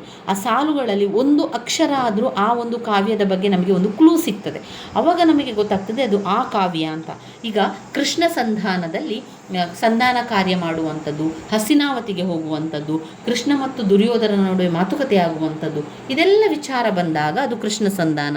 ದುರ್ಯೋಧನನ ವಿಲಾಪ ಅಂತ ಕುರುಕ್ಷೇತ್ರ ರಣರಂಗದಲ್ಲಿ ತುಂಬ ಜನ ಮರಣವನ್ನು ಹೊಂದಿದಂತಹ ಸಂದರ್ಭದಲ್ಲಿ ದುರ್ಯೋಧನನು ಏನು ಮಾಡ್ತಾನೆ, ದುರ್ಯೋಧನನಿಗೆ ದುಃಖ ಆಗುವಂಥದ್ದು, ಯಾರೆಲ್ಲ ಮರಣ ಹೊಂದಿದ್ದಾರೆ ಅವರನ್ನೆಲ್ಲ ಬಿಟ್ಟು ಹೋಗುವಂಥದ್ದು, ಅವರನ್ನು ಯಾರು ಕೊಂದಿದ್ದಾರೆ ಅವರನ್ನು ಸೇಡು ತೀರಿಸುವಂಥದ್ದು, ಅದೆಲ್ಲ ದುರ್ಯೋಧನನ ವಿಲಾಪದಲ್ಲಿ. ಅಮೃತಮತಿ ಪ್ರಸಂಗದಲ್ಲಿ ಅಮೃತಮತಿ ಎನ್ನುವಂತಹ ರಾಣಿ ಯಶೋಧರನನ್ನು ಬಿಟ್ಟು ಆ ಅಷ್ಟವಕ್ರನನ್ನು ಪ್ರೀತಿಸುವಂಥದ್ದು. ಅಷ್ಟವಕ್ರ ಮತ್ತು ಕೊಳ, ತಾವರೆ, ಅಮೃತಮತಿ, ಆಮೇಲೆ ಮಾವಾಟಿಕ, ಈ ರೀತಿಯೆಲ್ಲ ಬಂದರೆ ಅದು ಅಮೃತಮತಿ. ಸಾಮಾಜಿಕ ವಚನಗಳಲ್ಲಿ ಬಸವಣ್ಣನು ಮತ್ತು ಅಕ್ಕ ಮಹಾದೇವಿಯ ವಚನಗಳಲ್ಲಿ ಸಾಧಾರಣವಾಗಿ ಅದು ಕೂಡಲ ಸಂಗಮ ದೇವ, ಶಿವಶರಣರು, ಆಮೇಲೆ ಕಾಯಕವೇ ಕೈಲಾಸ, ಈ ರೀತಿಯೆಲ್ಲ ಮಾತುಗಳು ಬಂದಾಗ ಅದು ನಮಗೆ ಆ ಸಾಮಾಜಿಕ ವಚನ ಅಂತ ಗೊತ್ತಾಗಬೇಕು. ಅಭಿಮನ್ಯುವಿನ ಪ್ರಸಂಗದಲ್ಲಿ ಅಭಿಮನ್ಯು ಯುದ್ಧಕ್ಕೆ ಹೋಗುವಂಥದ್ದು ಅವನನ್ನು ಮೋಸದಿಂದ ಅವನನ್ನು ಸಂಹಾರ ಮಾಡುವಂಥದ್ದನ್ನೆಲ್ಲ ಅದರಲ್ಲಿ ಕಾಣ್ಬೋದು. ಅವನ ಎರಡೂ ಕೈಗಳನ್ನು ಕೂಡ ಚಕ್ರಗಳಿಂದ ಕತ್ತರಿಸುವಂಥದ್ದು ಅದನ್ನೆಲ್ಲ ಅದರಲ್ಲಿ ಕಾಣ್ಬೋದು. ಆಮೇಲೆ ಪ್ರಭುದೇವರಗಳೆಯಲ್ಲಿ ಶಿವನು ಅಲ್ಲಮ್ಮ ಮತ್ತು ಗಣಗಳನ್ನೇನು ಮಾಡ್ತಾರೆ, ಅವರು ಒಂದು ಪ್ರೀತಿಯ ವಿಷಯಕ್ಕೆ ಬಂದಾಗ ನೀವು ಭೂಲೋಕಕ್ಕೆ ಹೋಗಿ, ಭೂಲೋಕದಲ್ಲಿ ವಸುಮತಿಗೆ ಹೋಗಿ, ಭೂಲೋಕದಲ್ಲಿ ಹೋಗಿ ನಿಮ್ಮ ಎಲ್ಲ ಒಂದು ಆಸೆಗಳನ್ನು ನೆರವೇರಿಸಿಕೊಂಡು ಬನ್ನಿ ಅಂತ ಕಳಿಸ್ತಾರೆ. ಅದೇ ರೀತಿಯಲ್ಲಿ ಭೂಲೋಕಕ್ಕೆ ಹೋಗಿ ಅಲ್ಲಿ ಹುಟ್ಟಿ, ಅಲ್ಲಿ ಅಲ್ಲಮ್ಮ ಮತ್ತು ಕಾಮಲತೆ ಹುಟ್ಟಿ ನಂತರ ಮದುವೆಯಾಗಿ ಜೀವನವನ್ನು ಸುಖವಾಗಿ ಅನುಭವಿಸಿಕೊಂಡು ನಂತರ ಮತ್ತೆ ಸಾವನ್ನಪ್ಪಿಕೊಂಡು ಭೂಲೋಕದಲ್ಲಿ ಸಾವನ್ನಪ್ಪಿ ನಂತರ ಕೈಲಾಸಕ್ಕೆ ಬರ್ತಾರೆ. ಅದನ್ನು ತಿಳಿದಂಥ ಶಿವನು ಅವರಲ್ಲಿ ಕಥೆಯನ್ನೆಲ್ಲ ಕೇಳಿ ನಂತರ ಪುನಃ ಅವರನ್ನು ಅವರ ಆಸ್ಥಾನದಲ್ಲಿ ಗಣಗಳಾಗಿ ಸೇರಿಸಿಕೊಳ್ಳುವಂಥದ್ದು. ಭರತ ಬಾಹುಬಲಿ ಪ್ರಸಂಗದಲ್ಲಿ ಭರತ ಮತ್ತು ಬಾಹುಬಲಿ ಅಣ್ಣ ತಮ್ಮಂದಿರು. ಅಣ್ಣ ಮತ್ತು ತಮ್ಮ ಇಬ್ಬರೂ ಕೂಡ ಪರಾಕ್ರಮಶಾಲಿಗಳಾಗಿರ್ತಾರೆ. ಭರತ ಯುದ್ಧ ಮಾಡುವುದು ಬೇಡ, ಬಾಹುಬಲಿ ಯುದ್ಧವನ್ನು ಮಾಡಬೇಕು ಅಂತ ಕಾಯ್ತಾ ಇರ್ತಾನೆ. ಆದರೆ ಭರತ ಅವನಿಗೆ ಬುದ್ಧಿವಾದವನ್ನು ಹೇಳ್ತಾನೆ, ನಾವು ಅಣ್ಣ ತಮ್ಮಂದಿರು, ನಮ್ಮ ನಡುವೆ ಒಂದು ಯುದ್ಧ ಆದರೆ ಈ ಪ್ರಪಂಚಕ್ಕೆ ಏನಂತ ಸಂದೇಶವನ್ನು ಕೊಡುವಂಥದ್ದು, ನಾವು ಜೈನ ಧರ್ಮದವರಾಗಿದ್ದುಕೊಂಡು ಈ ಯುದ್ಧ ಬೇಕೇ ಎಲ್ಲ ಮಾತನಾಡ್ತಾನೆ. ಈ ಭೂಮಿ ನೀನೇ ಇಟ್ಕೋ, ನೀನೇ ಇದರಲ್ಲಿ ರಾಜ್ಯಭಾರವನ್ನು ಮಾಡು, ನಾನು ದೂರದಿಂದ ನಿಂತು ನೋಡ್ತೇನೆ ಅಂತ ಭರತ ತಮ್ಮನಿಗೆ ಹೇಳ್ತಾನೆ. ಆವಾಗ ಅವನ ಮನಸ್ಸು ಕರಗಿ ಅವನು ನಂತರ ತನ್ನ ತಪ್ಪನ್ನು ಅರಿತುಕೊಂಡು ಎಲ್ಲವನ್ನು ಬಿಟ್ಟು ಬಾಹುಬಲಿ ಹೋಗುವಂಥದ್ದನ್ನು ಕಾಣ್ಬೋದು. ದರೆಗೊಬ್ಬ ದಾನಶೂರ ಕರ್ಣ. ಇಲ್ಲಿ ಕರ್ಣನು ಯಾವ ರೀತಿ ಯುದ್ಧವನ್ನು ಮಾಡ್ತಾನೆ, ಕರ್ಣನು ಕೊನೆಗೆ ಯಾವ ರೀತಿ ಸಾವನ್ನಪ್ತಾನೆ, ಕೃಷ್ಣ ಯಾವ ರೀತಿ ಒಂದು ವೇಷ ಮರೆಸಿಕೊಂಡು ಹೋಗಿ ಅವನ ಒಂದು ಕರ್ಣಕುಂಡಲವನ್ನು ಕೇಳಿದ ನಂತರ ಅವನನ್ನು ಯುದ್ಧದಲ್ಲಿ ಅವನನ್ನು ಯಾವ ರೀತಿ ಸೋಲಿಸುವಂಥದ್ದನ್ನೆಲ್ಲ ಇದರಲ್ಲಿ ಕಾಣ್ಬೋದು. ಇಷ್ಟು 1, 2, 3, 4, 5, 6, 7, 8 ಕಾವ್ಯದ ಸಾರಾಂಶವನ್ನು ನಾವು ಈ ಒಂದೇ ವಿಡಿಯೋದಲ್ಲಿ ತಿಳ್ಕೊಂಡಿದ್ದೇವೆ. ಇವಿಷ್ಟು ನೀವು ತಿಳ್ಕೊಂಡ್ರೆ ಸಂದರ್ಭ ಸ್ವಾರಸ್ಯ ಬರೀಲಿಕ್ಕೆ ತುಂಬಾ ಸುಲಭ. ಅರ್ಥವನ್ನು ಬರಿಬೋದು, ಅರ್ಥವನ್ನು ಕೂಡ ನಿಮಗೆ ನಾನು ತಿಳಿಸಿಕೊಟ್ಟಿದ್ದೇನೆ. ಅದಾದಮೇಲೆ ಸಂದರ್ಭ ಸ್ವಾರಸ್ಯ, ಸಂದರ್ಭ ಸಹಿತ ಎರಡೂ ಕೂಡ ನಿಮಗೆ ಬರೀಲಿಕ್ಕೆ ಏನೂ ತೊಂದರೆ ಇಲ್ಲ. ಅದಾದ ಮೇಲೆ ಪ್ರಶ್ನೋತ್ತರಗಳು. ಇದು ಇಷ್ಟು ಕಾವ್ಯದಿಂದ ಯಾವುದಾದ್ರೂ ಒಂದು ಪ್ರಶ್ನೆಗಳು ನೋಡಿ, ಇಲ್ಲಿ ನಿಮಗೆ ಪ್ರಶ್ನೆ ಪತ್ರಿಕೆಯನ್ನು ನೋಡಿದಾಗ ಅದು ಗೊತ್ತಾಗ್ತದೆ ನೋಡಿ. ಸಂದರ್ಭ ಸಹಿತ ಇದು ಕೂಡ ನಿಮಗೆ ಈ ಕಾವ್ಯದಿಂದ ಬರ್ತದೆ. ಅರ್ಥಗಳನ್ನು ಕೂಡ ತಿಳ್ಕೊಂಡೆವು. ಆಮೇಲೆ ಸಂದರ್ಭ ಸ್ವಾರಸ್ಯ ಕೂಡ ಗೊತ್ತಾಯಿತು. ಅದರಲ್ಲಿ 2 ಬರೀಲಿಕ್ಕೆ, ಒಂದು ಟಿಪ್ಪಣಿ. ಇದರಲ್ಲಿ ಟಿಪ್ಪಣಿ ಮಾತ್ರ ಬರೀಲಿಕ್ಕೆ. ಟಿಪ್ಪಣಿಯಲ್ಲಿ ಹೆಚ್ಚಾಗಿ ಅವರು ವಚನಗಳನ್ನೇ ಕೊಡ್ತಾರೆ. ಹೆಚ್ಚಾಗಿ ಒಂದು ಬಸವಣ್ಣನವರದು ಅಥವಾ ಅಕ್ಕ ಮಹಾದೇವಿಯವರದು. ಅಲ್ಲಮ್ಮ ಶಿವಾಲಯವನ್ನು ಕಂಡು ಜ್ಞಾನ ಪಡೆದ ಸಂದರ್ಭ ಅಂದರೆ ಅಲ್ಲಮ್ಮ ಅಂದರೆ ಇಲ್ಲಿ ಯಾವ ಇದನ್ನು ಪ್ರಭುದೇವರ ರಗಳೆಯನ್ನು ಕೊಟ್ಟಿದ್ದಾರೆ. ನೀವು ಇಲ್ಲಿ ಟಿಪ್ಪಣಿ ಬರೆಯೋದಕ್ಕೆ ಒಂದು ಪ್ರಭುದೇವರ ರಗಳೆಯನ್ನು ಓದ್ಕೊಳ್ಳಿ, ಮತ್ತೊಂದು ಸಾಮಾಜಿಕ ವಚನಗಳ ಬಸವಣ್ಣನವರು ಮತ್ತು ಅಕ್ಕ ಮಹಾದೇವಿಯವರ ವಚನಗಳನ್ನು ಕೂಡ ಓದ್ಕೊಳ್ಳಿ. ಹೆಚ್ಚಾಗಿ ಅವರು ಟಿಪ್ಪಣಿಯಲ್ಲಿ ಇದನ್ನೇ ಕೊಡುವಂಥದ್ದನ್ನು ಕಾಣ್ಬೋದು. ನಂತರ ಬರುವಂಥದ್ದು ಒಂದು 10 ಅಂಕದ ಪ್ರಶ್ನೆ ಮತ್ತು 10 ಅಂಕದ್ದು 2 ಪ್ರಶ್ನೆಯನ್ನು ಬರೀಲಿಕ್ಕಿರುವಂಥದ್ದು. ಇದು ಒಂದು ಸಣ್ಣ ಕಥೆಯಿಂದ ಬರ್ತದೆ. ಸಣ್ಣ ಕಥೆಯಿಂದ ಇಲ್ಲಿ ಕೊಡ್ತಾರೆ. ಇಲ್ಲಿ 10 ಅಂಕದ ಒಂದು ಪ್ರಶ್ನೆ ಪ್ರಾಚೀನ ಕನ್ನಡ ಕಾವ್ಯದಿಂದ ಬರುವಂಥದ್ದು. ಇದರಲ್ಲಿ ನೀವು ಕೃಷ್ಣ ಸಂಧಾನವನ್ನು ಸರಿಯಾಗಿ ಕಲಿತುಕೊಳ್ಳಿ. ಕೃಷ್ಣ ಸಂಧಾನ, ಆಮೇಲೆ ದುರ್ಯೋಧನನ ಶೋಕಕ್ಕೆ ಕಾರಣ, ಅದು ಇಂಪಾರ್ಟೆಂಟ್ ಆಗಿರುವಂಥದ್ದು. ನೀವು ಕೃಷ್ಣ ಸಂಧಾನವನ್ನು ಸರಿಯಾಗಿ ಕಲಿತುಕೊಳ್ಳಿ. ಹಾಗೆ ಭರತ ಬಾಹುಬಲಿ ಪ್ರಸಂಗವನ್ನು ಕೂಡ ಸರಿಯಾಗಿ ಕಲಿತುಕೊಂಡ್ರೆ ನೀವು ಎಲ್ಲವನ್ನು ಕೂಡ ಉತ್ತರವನ್ನು ಬರಿತಾ ಹೋಗ್ಬೋದು ಸ್ನೇಹಿತರೆ. ಇವಿಷ್ಟು ನಮ್ಮ ಪ್ರಾಚೀನ ಕನ್ನಡದ ಕಾವ್ಯದಿಂದ ನಾವು ಓದ್ಕೊಂಡಿರುವಂಥದ್ದು. ನಾವು ಮುಂದಿನ ವಿಡಿಯೋದಲ್ಲಿ ಸಂಪೂರ್ಣವಾಗಿ ಸಣ್ಣ ಕಥೆಗಳನ್ನು ಕೂಡ ನೋಡ್ಕೊಳ್ಳುವ. ಸಣ್ಣ ಕಥೆಗಳಲ್ಲಿ ಯಾವ ವಿಚಾರ ಬಂದಿದೆ, ಏನು ಅಲ್ಲಿರುವಂತಹ ವಿಷಯ ಎನ್ನುವಂಥದ್ದು. ಇಲ್ಲಿ ಕೂಡ ನಮಗೆ 8 ಸಣ್ಣ ಕಥೆಗಳನ್ನು ಕಾಣ್ಬೋದು. 8 ಸಣ್ಣ ಕಥೆಗಳಿಂದ 2 ಪ್ರಶ್ನೆಗಳನ್ನು ನಾವು ಬರೀಲಿಕ್ಕಿರುವಂಥದ್ದು. ಈ 8 ಸಣ್ಣ ಕಥೆಗಳು ನಮಗೆ ಗೊತ್ತಿದ್ದರೆ ಅದರಲ್ಲಿ 2 ಸಣ್ಣ ಕಥೆಗಳನ್ನು ಆರಾಮದಲ್ಲಿ ಬರಿತಾ ಹೋಗ್ಬೋದು. ನಾವು ಒಂದು ಕಥೆಯನ್ನು ಬರೆಯುವ ರೀತಿಯಲ್ಲಿ ಬರಿತಾ ಹೋಗುವಂಥದ್ದು. ನಿಮಗೆ ನಾನು ಸುಲಭವಾಗಿ ಅರ್ಥವಾಗುವ ರೀತಿಯಲ್ಲಿ ನಿಮಗೆ ನಾನು ತಿಳಿಸ್ಕೊಡ್ತೇನೆ. ಅದನ್ನು ಆದಷ್ಟು ಬೇಗ ನಿಮಗೆ ನಾನು ಅದನ್ನು ಕೊಡ್ತೇನೆ. ಈಗಾಗಲೇ ಅದರ ಸಂಪೂರ್ಣ ವಿವರಣೆಯನ್ನು ಕೊಟ್ಟಿದ್ದೇನೆ, ಹಳೆಯ ವಿಡಿಯೋದಲ್ಲಿದೆ. ಆದರೆ ಒಂದೇ ವಿಡಿಯೋದಲ್ಲಿ ಎಲ್ಲ ಸಣ್ಣ ಕಥೆಗಳ ಬಗ್ಗೆ ಮುಂದಿನ ವಿಡಿಯೋದಲ್ಲಿ ತಿಳಿಸ್ಕೊಡ್ತೇನೆ. ನನ್ನ ವಿಡಿಯೋಸ್ ಎಲ್ಲ ನಿಮಗೆ ಇಷ್ಟ ಆಗಿದ್ದರೆ ಲೈಕ್ ಕೊಡಿ, ಶೇರ್ ಮಾಡಿ, ಸಬ್ಸ್ಕ್ರೈಬ್ ಮಾಡಲಿಕ್ಕೆ ಮರಿಬೇಡಿ ಸ್ನೇಹಿತರೆ. ಧನ್ಯವಾದಗಳು.